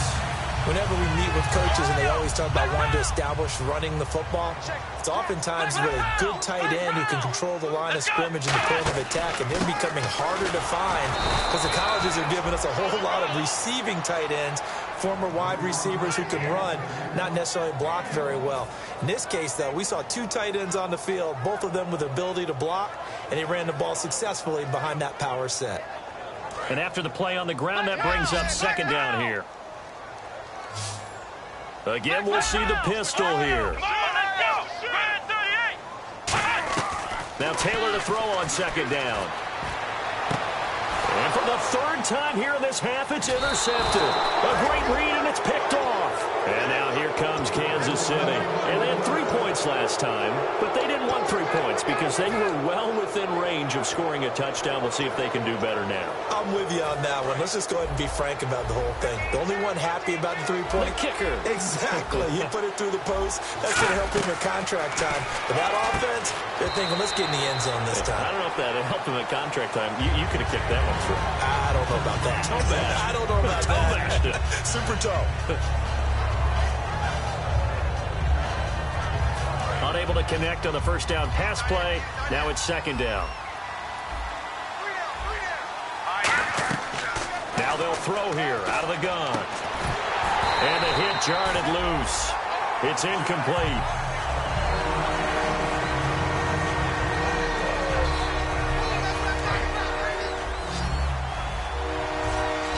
They come out 5 wide, 3 of them to the right side. He'll drop to throw. Incomplete. He had his hands on it but couldn't pick it. But it's now 4th down. Here's Dustin Colquitt now as he's on to punt for Kansas City. And he uncorks a beauty. Best of the day.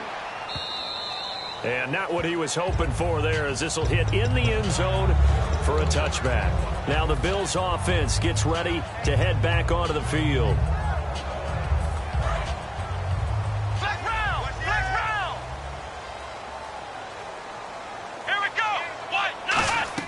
They go back to the air here after the INT. And he's going to be wrapped up and driven down.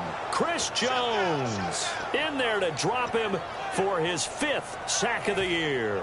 Well, so much for setting the tone of the drive offensively. Giving up a big sack that loses that kind of yardage, not a great start.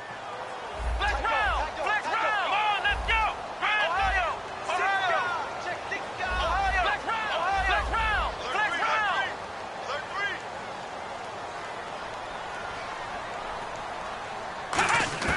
On second down, Taylor. He's got time in the pocket. He's going to look deep for Watkins. And that's caught inside the 30. And all the way home for a Bills touchdown. Marquise Goodwin, an even 90 yards. And his guys get the quick strike touchdown.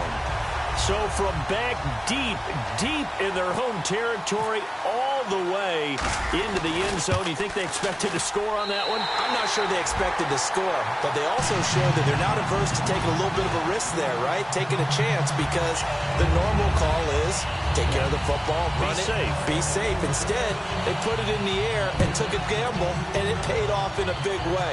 That wasn't an analytics call. That wasn't a fantasy guy's call.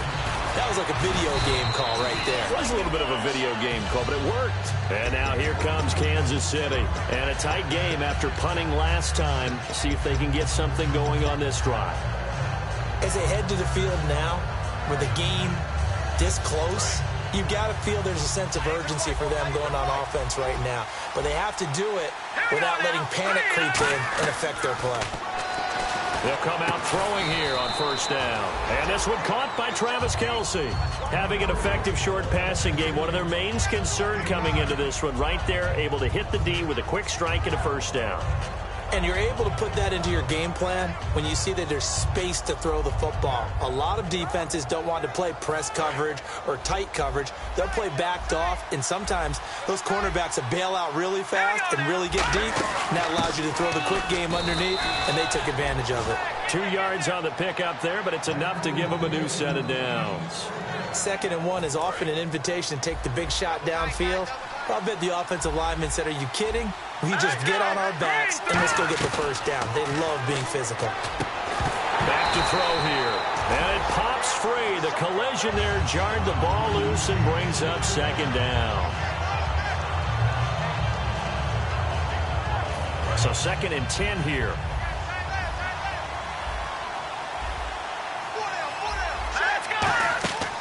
Now back to throw. Setting up the screen for West. And he's brought down. 17 yards on the pickup there, and the drive will continue.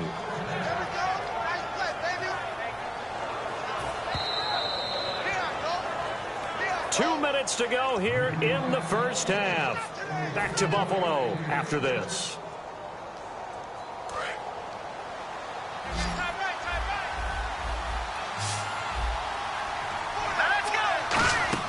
Now a play fake here on first down.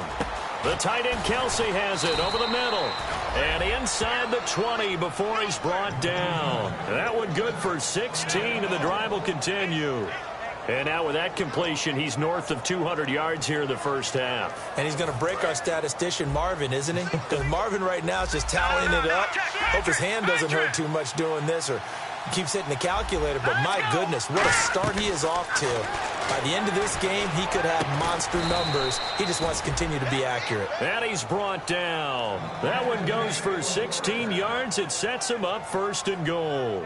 And with that completion, he's now north of 200 yards here in the first half. Boy, a tough start for the secondary defensively. It is, and it's got to put a dent in their confidence. And, you know, you always want to keep that up and feel like you can always bounce back after plays. But with the kind of numbers he's putting up here, it's starting to wear on them a little bit, I think. So they're looking at each other and trying to figure out what defense will work and how can they play better without getting beat deep for big passes. One of the toughest things for an offensive lineman to learn is the ability to get in space and hit people who are moving targets. And linebackers are not easy ones to hit because they know how to move, juke, and make you miss. And that's exactly what he did on that play. A nice play for the defense. On play action, they'll throw. That's caught at the 1. It'll be a 2-yard gain, and that'll make it 3rd and goal. Well, the strategy was evident. Now the Bills will take another timeout. So that means they're down to 1 remaining here as we head toward halftime. And the 8th play on this drive coming up.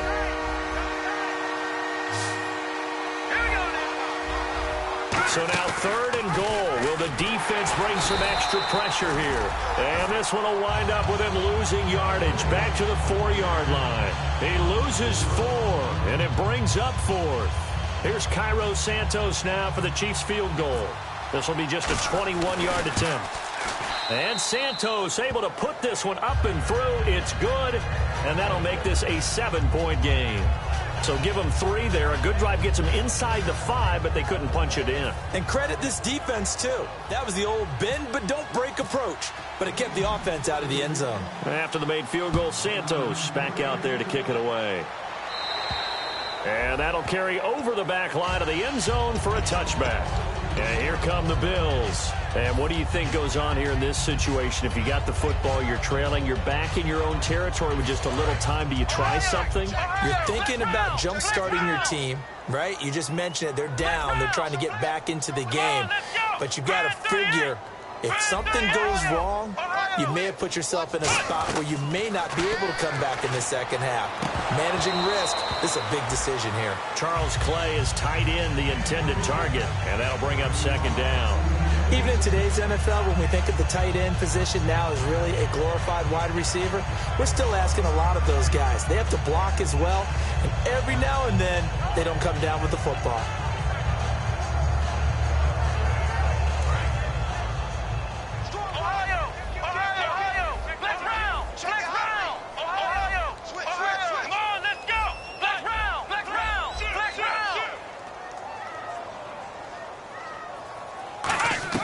Second and 10 now. It's Taylor. Looking left side for Watkins, and he's got it. And they get him down, but not before he takes it across the 40-yard line. So in the second quarter, he's already up over 100 yards receiving now. And isn't 100 the magic number for a really good game for a receiver? So he got a chance to really shatter that and have a profound effect on this game. Here's Taylor to throw. He sets to fire deep.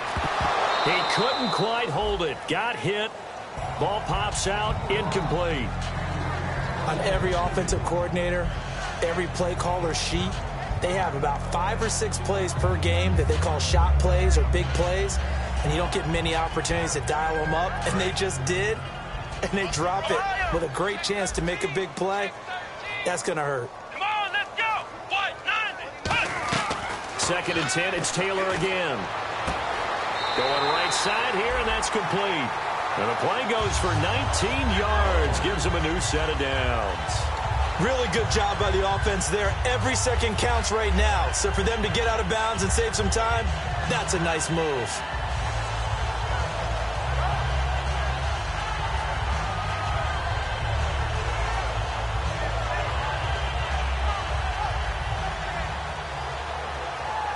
So the offense has it 1st and 10.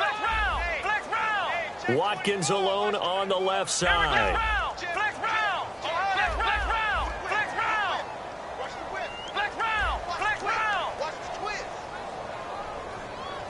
Shift together here from the D-line. On 1st and 10, it's Taylor. And did he get the feet down? No, they'll say he did not. It's incomplete. Oh, he caught it. Just couldn't get the feet down. Couldn't get that toe tap sequence, right? I was ready to call him tippy toes if that one was completed.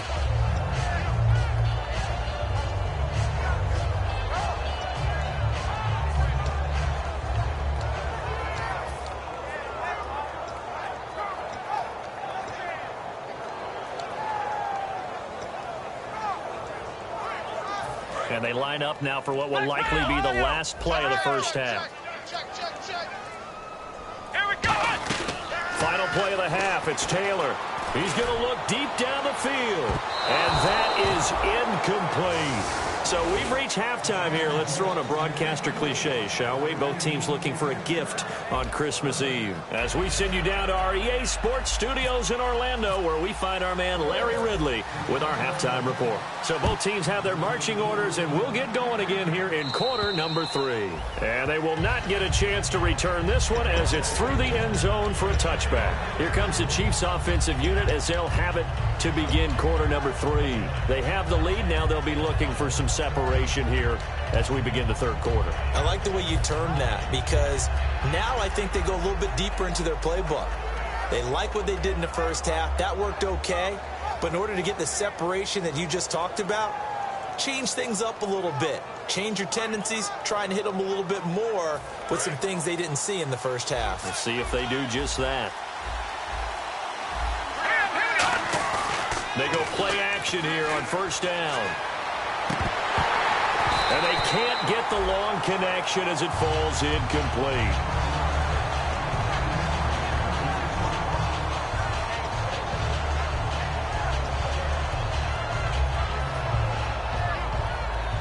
So they're still at the original line of scrimmage here. Second down and 10.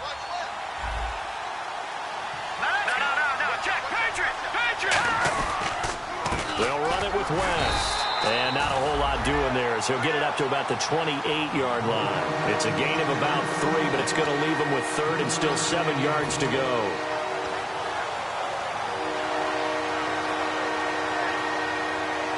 And the defense searches for one more stop here after the run on second down. We'll see Kelsey in the slot to the left. Back to throw. Nowhere to escape, and he goes down. Jerry Hughes in there to bring him down, and that is sack number 17 for him now on the year.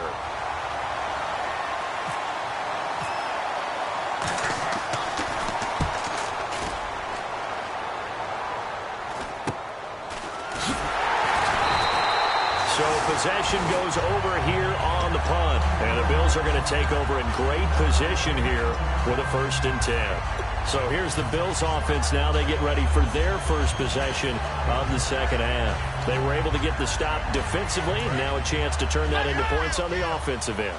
Can you imagine what the grease board looks like at the half? Because tell me. That's exactly what they printed up. Stop them on defense, get the ball back for our offense, and go downfield and score some points. Now, the last part remains to be seen, but they got the first part done very well. Do people use grease boards, or you mean the magic marker boards? Yeah, those two.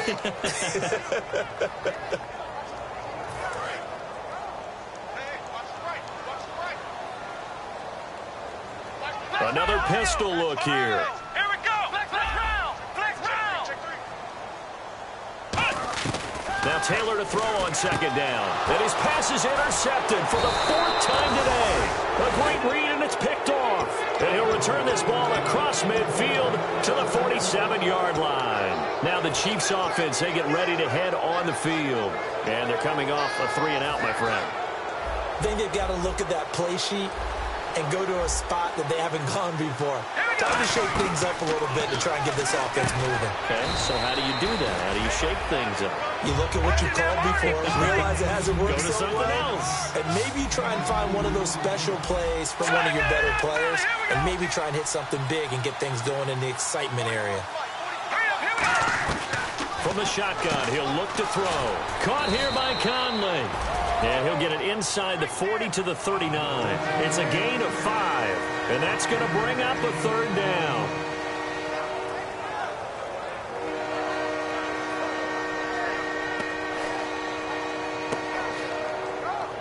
And they're just a couple of yards shy of a 1st down here on 3rd down.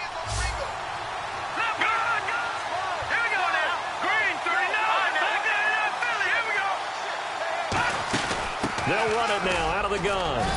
And he gets it to the 34. Good enough for the 1st. And 5 yards on the play there as the drive will continue. I don't know about you, but that almost felt like old-time football there. 3rd and 2 is not necessarily just a running down anymore. A lot of times they want to throw the ball. They went back to the roots and powered forward and got the 1st down. Oh, incomplete. A turnover would have really helped there. Almost intercepted. Instead, it's just 2nd down. Tremendous coverage there. Just did not catch the football and complete the interception. But what do they say all the time? If he had really good hands, he'd be playing offense. Offense still needing 10 yards. Second down. 3 receivers to the left, 1 to the right. And the back goes into motion. He'll try again with the arm here on second down. He's got the hook up with Conlon. They'll give him a yard on the play, and that's going to lead to a third down.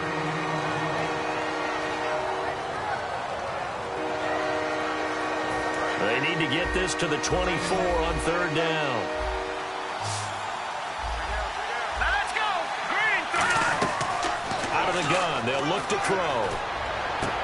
Thomas has got it, complete. And he's brought down after a good gain. And a nice gain of 21 yards. Never make the mistake that the slot receivers, especially the little guys like we're watching here, are just quicker than fast. A lot of them combine quickness and speed, and they catch a lot of footballs, as we just saw there. Let's go. Now a handoff here to his running back. And he takes this into the end zone for a Chiefs touchdown. Charkandrick West with touchdown number 12 on the year. And the Chiefs are able to grow their lead. I know we don't talk about it enough, but the intelligence level of the guys up front blocking, the offensive linemen, maybe the smartest guys in football overall. Add in a little bit of athleticism and a whole lot of toughness, you got a lot to deal with, don't you? That's why the guys in the backfield get them really nice Christmas gifts, right? If they're smart, they do. Now after the touchdown, here's Santos to kick this one away. This one taken just inside the 10. And he'll take this up past the 20 and down at the 22-yard line. Now the Bills offense gets ready to head back onto the field.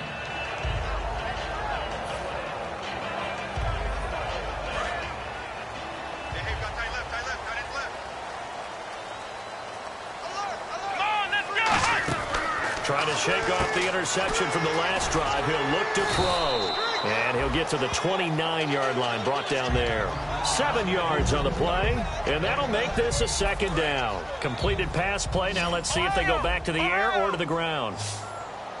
Come on, let's go. On second down, here's Taylor. And incomplete there. A nice hit. Jars the ball free and brings up third down. Whenever I see a drop like that, I have to kind of take a step back and check myself a little bit. So used to seeing those big guys make big-time spectacular plays that when they drop one, I have to remind myself, we ask a lot out of these guys. Block and catch the football, not easily done in today's NFL. And incomplete here on third down. I'm not sure we could spot any tendency here on this third down. They could have run it or passed it. Either one was available. They chose to try and get it through the air, but they were unsuccessful. Averaging 50 yards a boot so far as this one's away. And he'll take this in at the 1-yard line. And he'll go out of bounds across the 35-yard line. 35 yards on the return. Picked up some good blocks as well. And it's Chiefs football. 1st and 10.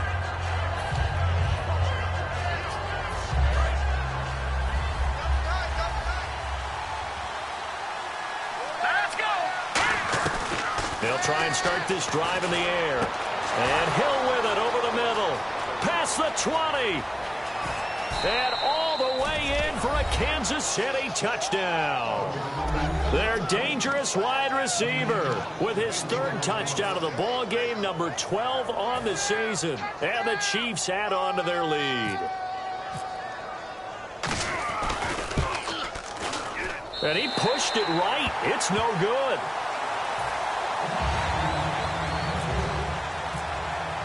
Now after the touchdown, here's Santos to kick this one away. This one taken just inside the 10. And a good return as he'll be stopped just shy of the 30-yard line. Back onto the field now comes the Bills offense. And with this deficit, you can't have too many more drives like the last drive where you had to punt it away. You know what I would tell my offense right here? The punter doesn't exist, guys. He doesn't even exist. He's not a team anymore. I just cut him, all right? So you've got to go out and create some offense for us here and give us some points. No way does that guy get on the field on this drive. Poor punter. Yeah, it wasn't his fault. But, hey, listen, there's got to be casualties at times. We're trying to win a game. Sammy Watkins, the intended receiver, and that'll bring up second down. Well, I guess we just discovered that someone is certainly not going to sit back and just take it in this game, huh? No, they were trying to get that touchdown back in one shot. One shot, trying to help out his defense and let the other team know they were coming after him. We got three. Here we go. Flex round. Here we go. They'll run it now out of the gun. Room here to run. Give him 10 yards on that one, and that'll earn him a fresh set of downs. Well, so much for him being bottled up throughout the day. Finally finds a way to break through and get a really nice gain. The defense had felt great about what they had going. Now they've got to turn their attention to getting it back in that direction. Can they bottle him up again? Because I'd say after that run, confidence is pretty high for him. They'll throw on first down with Taylor. Man open right side. It's the tight end Clay. It's an 8-yard pickup, and it'll make it a second down. Seeing that play and understanding just how tough it is to cover tight ends, especially the ones running around the NFL nowadays, makes me glad I didn't make it in that league. I would have had a really difficult time. But now you get to sit up here with me. Yeah, and that's fun, isn't it? And what a really nice gain right there on first down for them. Brings up a nice second down for them. Here's Taylor. Quick hitter here. It's complete. And he'll get nothing out of that one. It'll be a pickup of only a yard, and that'll make it 3rd and 1.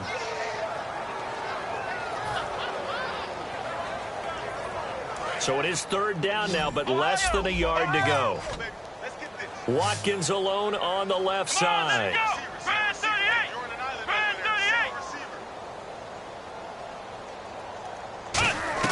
On 3rd and 1, it's Taylor. He'll rifle this one deep right side. And incomplete. The contact made the ball roam free and brings up 4th down.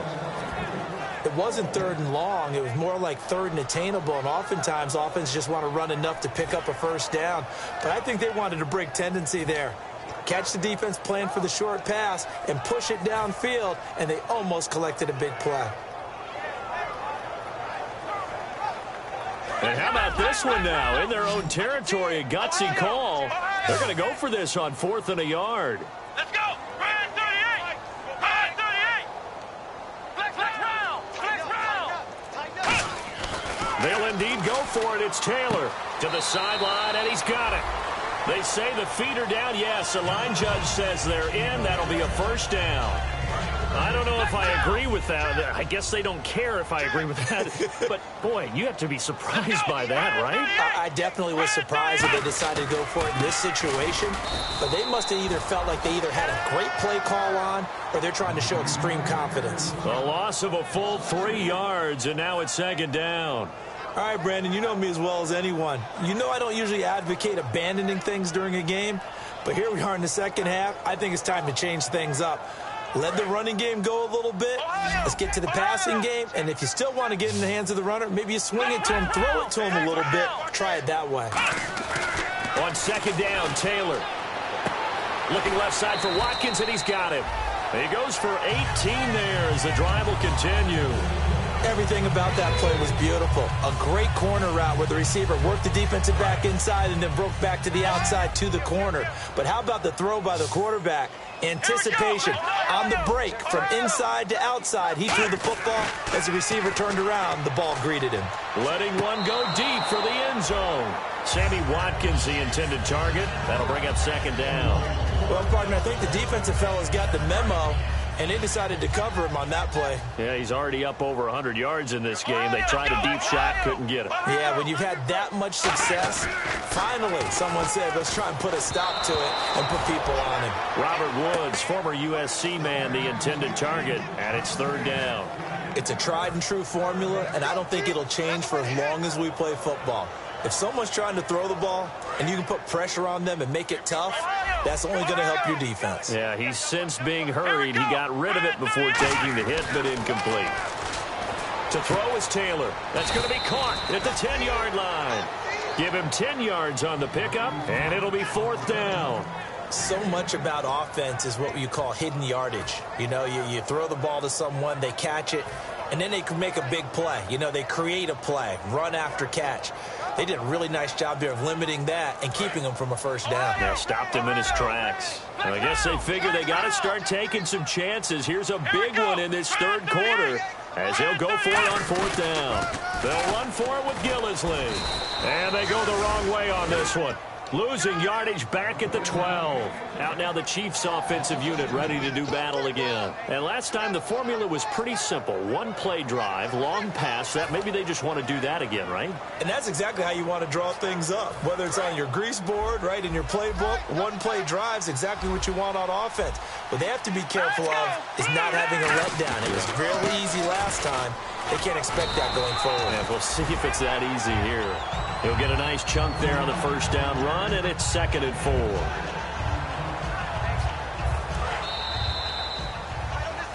Back now in Buffalo. It's the Chiefs with the lead and the football here as we get set for quarter number 4.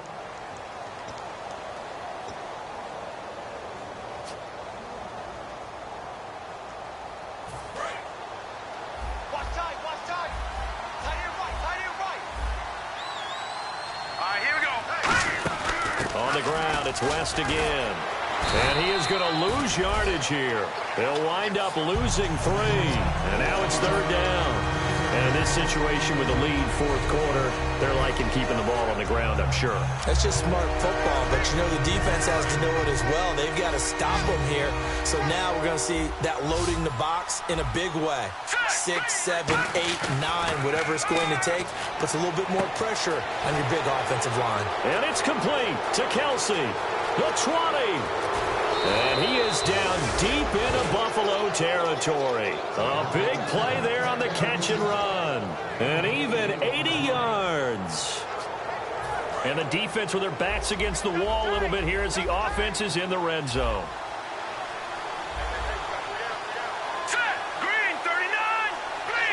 First and goal from the 5. And they'll run it here. And he'll get it down close to the goal line, but not quite in. Give him 4 on the carry there. It's 2nd and goal.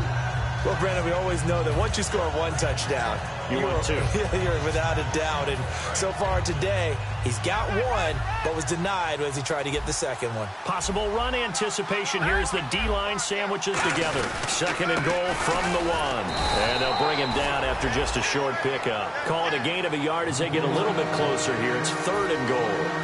The fourth quarter here, they've got the lead. They want to keep it on the ground. That's what they're doing. Smart football. Keep the clock grinding. Keep it going. But you got to figure now, they're going to see more people stacked up at the line of scrimmage as they try and bleed it out.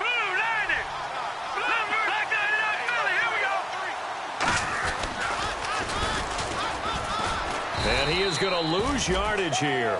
They'll wind up losing a full 10 yards on the play. And that's going to bring up a 4th down. So now here comes the field goal team for the 3rd time today. Well, that's the big drawback to this play. Even if somehow the quarterback pitches it, he's not immune to the big hit. In this case, he kept it and absorbed it anyway. And that one, my goodness, that was almost too easy. Yeah, and you're not getting too many attempts shorter than that one. I don't think anyone got a finger on it. That's about as bad a miss as you can have.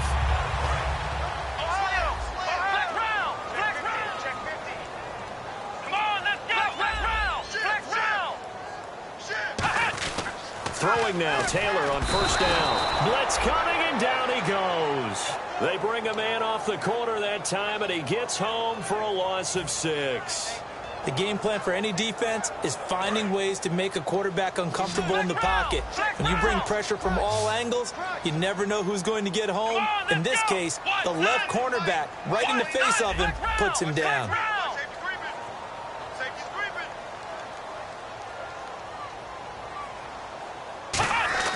Now Taylor to throw on 2nd down.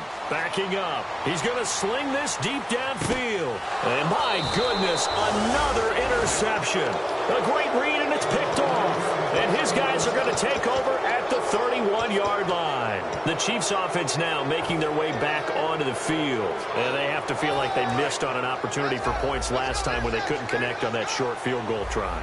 And no doubt about it, because they were counting on those points. In today's NFL, let's face it, that's really a chip shot, right? That's anything inside 40. Yeah, they're counting on that going through the post. But we've seen it happen to teams before. Some of the best kickers in the world can miss kicks like that.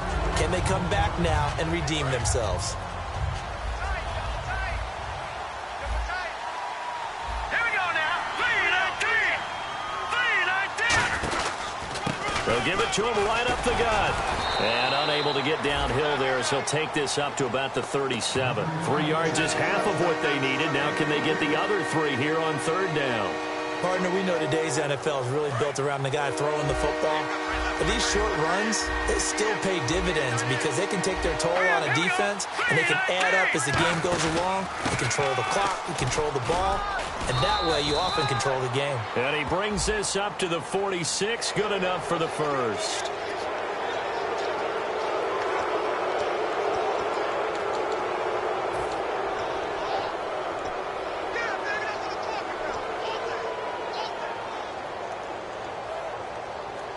So after that big gain, let's see what else the offense has up its sleeve. Here we go. On the toss, there goes West. And he'll lose yardage on the play back at the 45-yard line. It's a loss of 5 there, bringing up second. Hey, a lot of points have been scored in this game, but what a nice play by the defense. Stepping up on that one, maybe they'll get things going in their direction after a play like that. Looking to jam the receivers at the line here. Press coverage look defensively. On second down, Lacey. And he is going to lose yardage here. It'll be a loss of a yard, and they're going to be staring at a 3rd and long here. Yeah, let me pump out my chest a little bit, even though I'm not rooting for either team. That was a really nice defensive play. It's awfully fun to watch, even in an offensive game. So it's 3rd and long, and defensively not a real surprise. They're in the dime.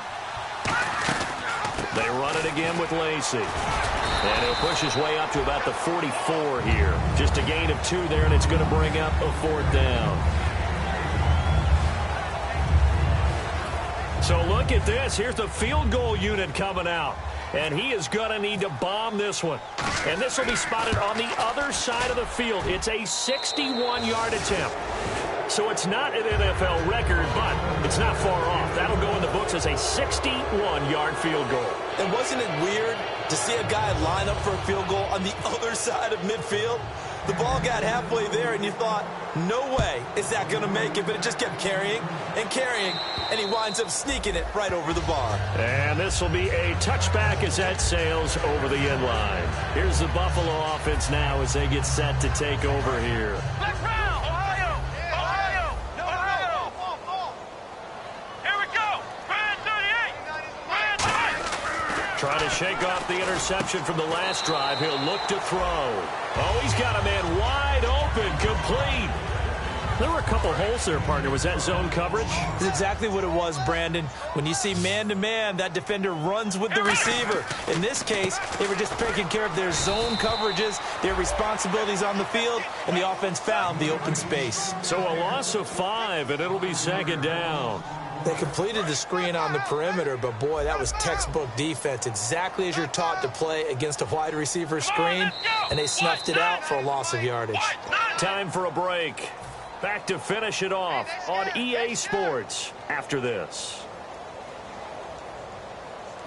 So the defense has put them in a tough spot. It's 2nd and long. Watkins alone on the left side. On 2nd down, here's Taylor. And his throw's going to be incomplete. He was looking for Charles Clay as tight end. And it's 3rd down. I wouldn't be shocked at all right now if there's a look of surprise on the big fella's face because he had the route that he wanted, running the corner, and usually he's able to use his body and catch the football, but a really nice play by the defenders, able to knock it away. Taylor, he's got time. Now a desperation throw deep downfield. Oh, had his hands on it, couldn't bring it in. Pretty symptomatic of how this game's been going. And now a whistle and a timeout called by the kicking team. It's just their first. They've got 2 more to use here in the final stages.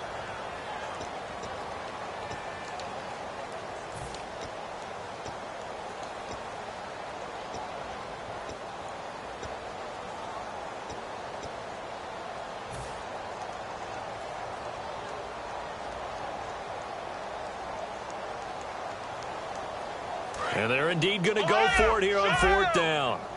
So trailing here in the last quarter. Let's see how this plays out. Here we go. It's Taylor on 4th down. And this is incomplete. Now a stoppage here as we've got a Bill shaken up on the play. Not something you want to see in Week 16 or any week, really. We'll be right back. And a great spot to start this drive from here. Another pistol look here. And he'll give it here to his running back. And he's going to get this one down to the 30. Give him 3 on 1st down. It'll set up a 2nd and 7. Yeah, that wasn't a big run, just a short one there. But guess what? Sometimes you treat it like boxing. You throw that jab out there, and you throw it again, then you come with a big punch later. Maybe they're just trying to set him up.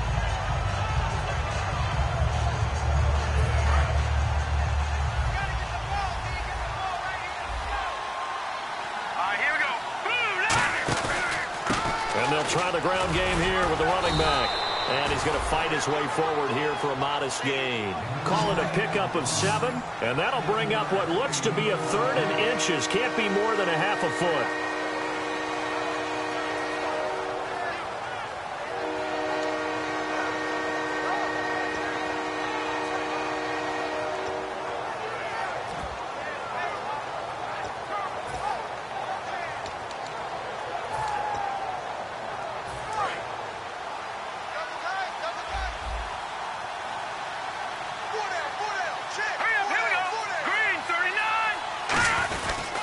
And on the ground they go with the running back.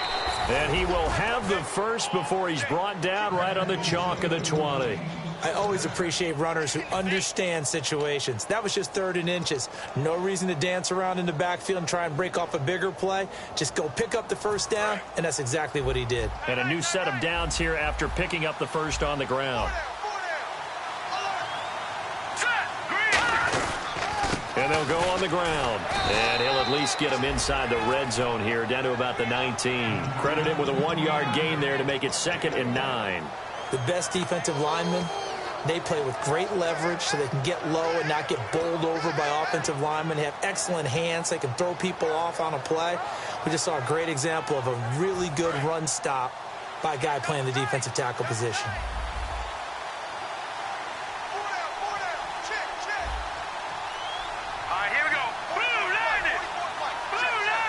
Down to a knee here. The defense still with a couple of timeouts. We'll see if they want to use them. They'll lose a yard, and it brings up 3rd.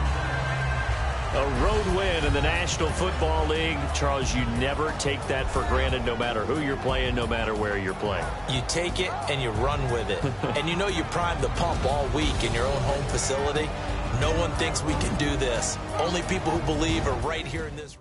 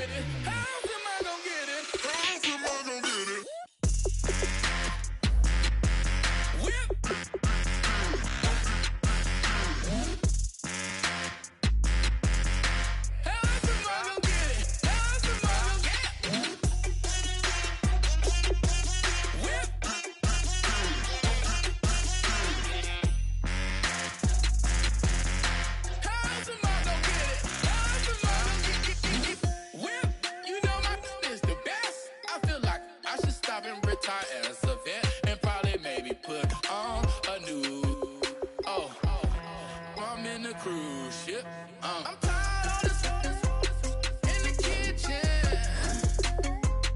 But how else am I gonna get it? How else am I gonna get it? How else am I gonna get it? How else am I gonna get it?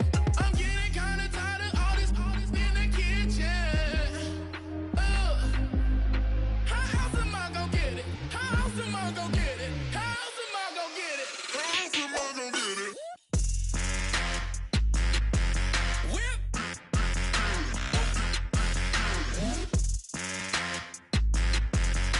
How else am I gonna get it? How else am I gonna get it? Whip.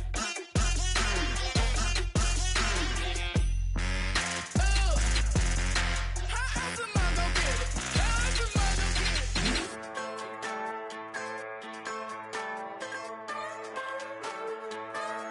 Just a bunch of poor boys, daddy's girls, children of the cornfield, trying to turn a shift job into a dollar bill. We wear the muddy boots, stay true to how we're raised. Ain't nothing about us fake. You know we're straight out of that dirty south, dirty roads. Nobody got no money, got them signed up pickup trucks, whistling at them from the country. Yes, sir. You know we're straight out of that long week working now. Everybody wanna party all night long, bonfire on the back 40 in the middle of nowhere. Nobody going home tonight till we're straight out of moonlight, straight out of moonlight. Yeah. Just a bunch of John Deere junkies getting funky to some old hang. Nothing been stuck in the mud that we can't hook up to a rusty chain in the sun or in the rain. Yeah, it's the kind of thing. You know we're straight out of that dirty south, dirty roads. Nobody got no money, got them signed up pickup trucks, whistling at them from the country. Yes, sir. You know we're straight out of that long week working now. Everybody wanna party all night long, bonfire on the back 40 in the middle of nowhere. Nobody going home tonight till we're straight out of moonlight, straight out of moonlight. Woo!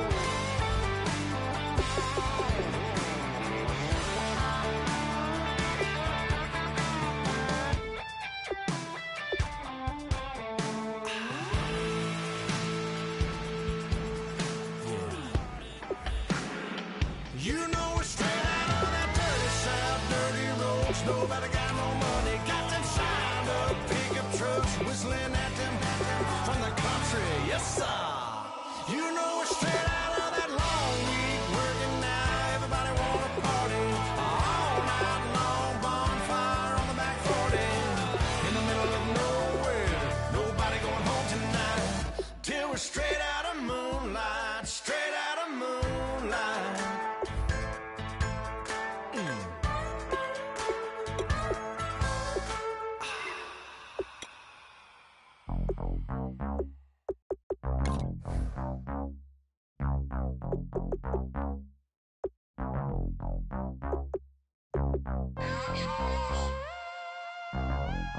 Mike Will for winning. We set the roof on fire. We set the roof on fire. We set the roof on fire. We set the roof on fire. We set the roof on fire. We set the roof on fire. We set the roof on fire. We set the roof on fire. We set the roof. We set the roof. We set the roof on fire. We set the roof. We set the roof. We set the roof on fire. If I'm not mistaken, home team made it. 2 threes on my feet, then I pump fake. Baby girl, grab the crew. What if kiss it? Swipe leave, Mr. Couldn't took it quick. Hottest on the planet, got the place lit up. Fly, got expensive taste, sight and touch. We ain't on the same team, cheer up. Bucked up, that make sit up. I ain't come to blend in, boy, I stand out. Money talks, you just popping off at the mouth. If I'm the topic, then the conversation heated. Right shrimp, getting booked up in every city. Flash out with cash, had the spaz on the waiter. She messed up my order 3 times in a row. I'm good on gas, I just filled up my tank. Now let's fill up her head and let's see if she goes. We set the roof on fire.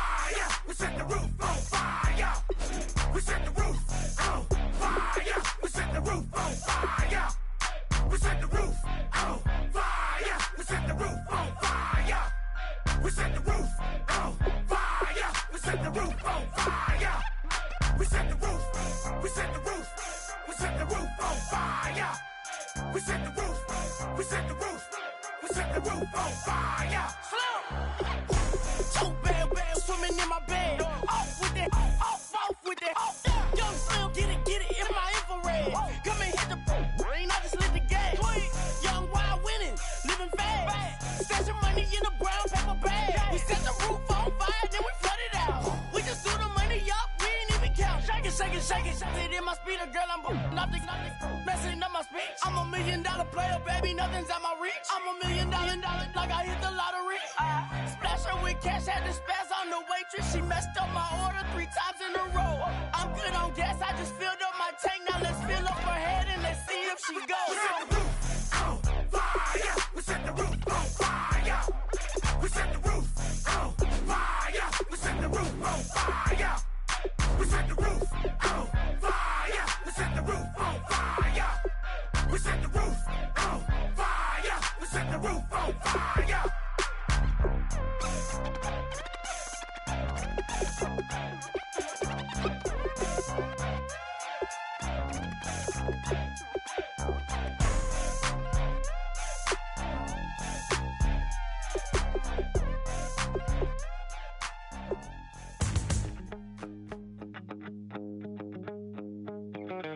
My second body cost a lot.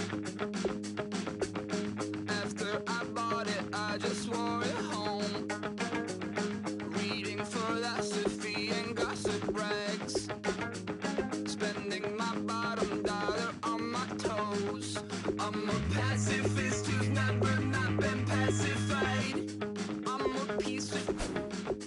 It's a point of pride.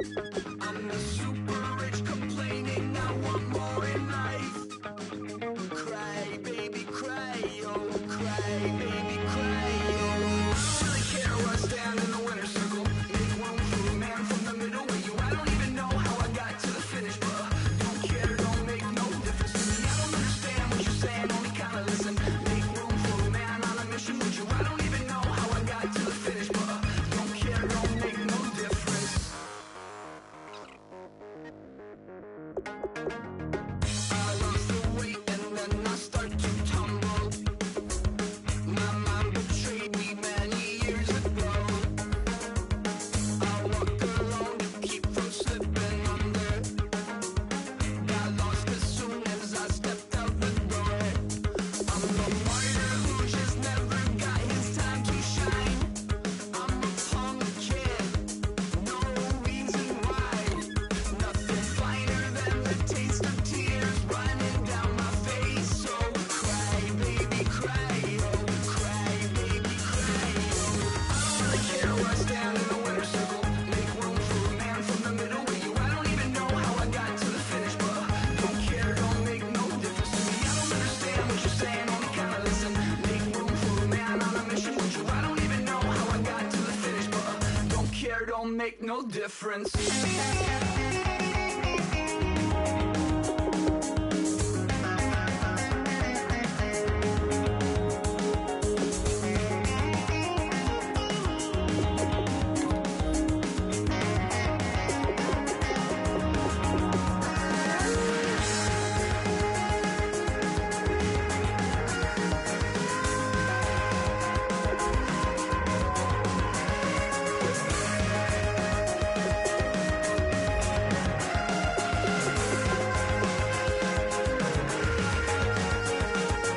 Set off in search of satisfaction, rattling my replacement heart of gold.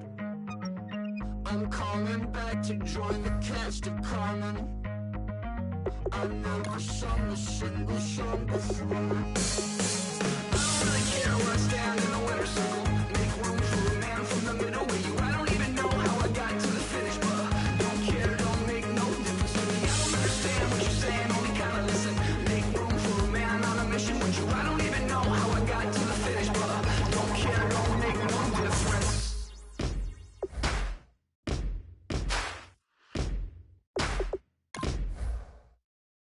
Yes, ain't gonna waste you, lover. No way you'll be all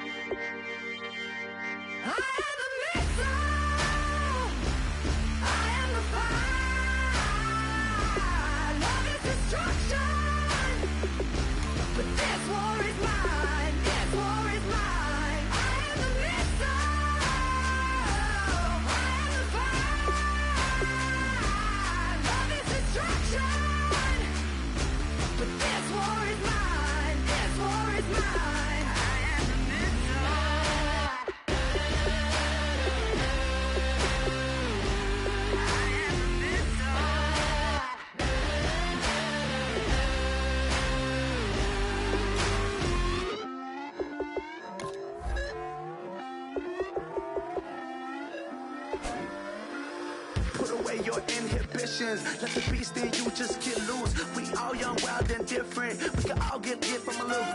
I know you're terrified by what the future lies, but there's no compromising. It's my way or the highway. We all just slave to lust, hard building, breaking trust. Don't get wild when we come out, like don't get loud when the come out. That's instant. Give up what your friends think. Tell they bougie, go wait in line with them lame. Talking real rap, tell them break your neck, gon' bust a rhyme. Going down, pass it around, hey. Roll with me now, we running wild, hey. And nobody can, we on the town, hey. Never come down, I never come down. Lose it.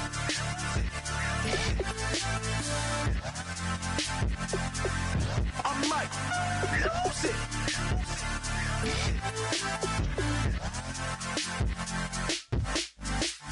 Lose it.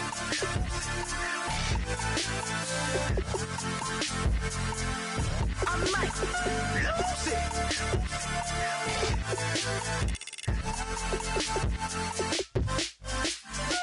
Everybody got guilty pleasures. Mine just tend to catch me cases. Handcuffs, police inspections, lawyers, judges, allegations. Turn on your favorite station. You hear the same old song. I feel like dog, I'm about to drop the bomb. Blow one down, pass it around. Hey, roll with me now, we running wild. Hey, and nobody can, we on the town. Hey, never come down, I never come down. Blow one down, pass it around. Hey, roll with me now, we running wild. Hey, and nobody can, we on the town. Hey, never come down, I never come down. Lose it. I might lose it. I might lose it. I might lose it. Lose it. I might lose it. I might lose it. I might lose it.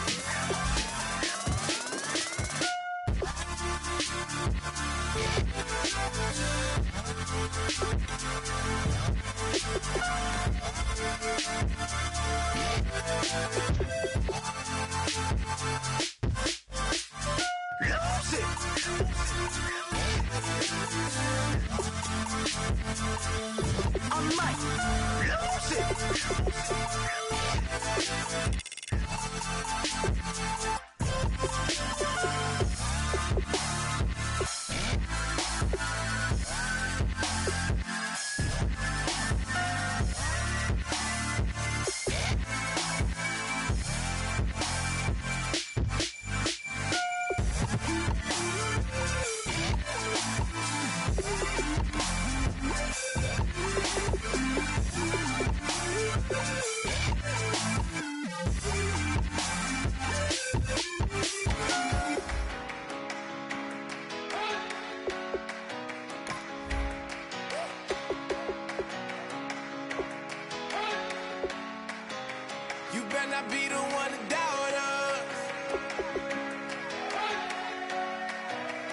Cause we've been putting in the hour. We only taking what was ours. So you better not be the one to doubt us. Cause we gon' blow your mind.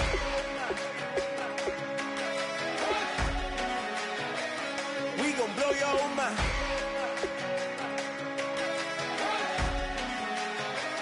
We gon' blow your mind. Okay, whoa, whoa, whoa. We been on the road from the go. Hit my glow. You know we been down for too long to give up. Can't go. I need all pesos, want it all. Case closed. I go balls to the wall. Can't hold to the ball game over. These boys can't hold me. You boys can't hold us. I told you. Better not be the one to doubt us. Cause we've been putting in the hour.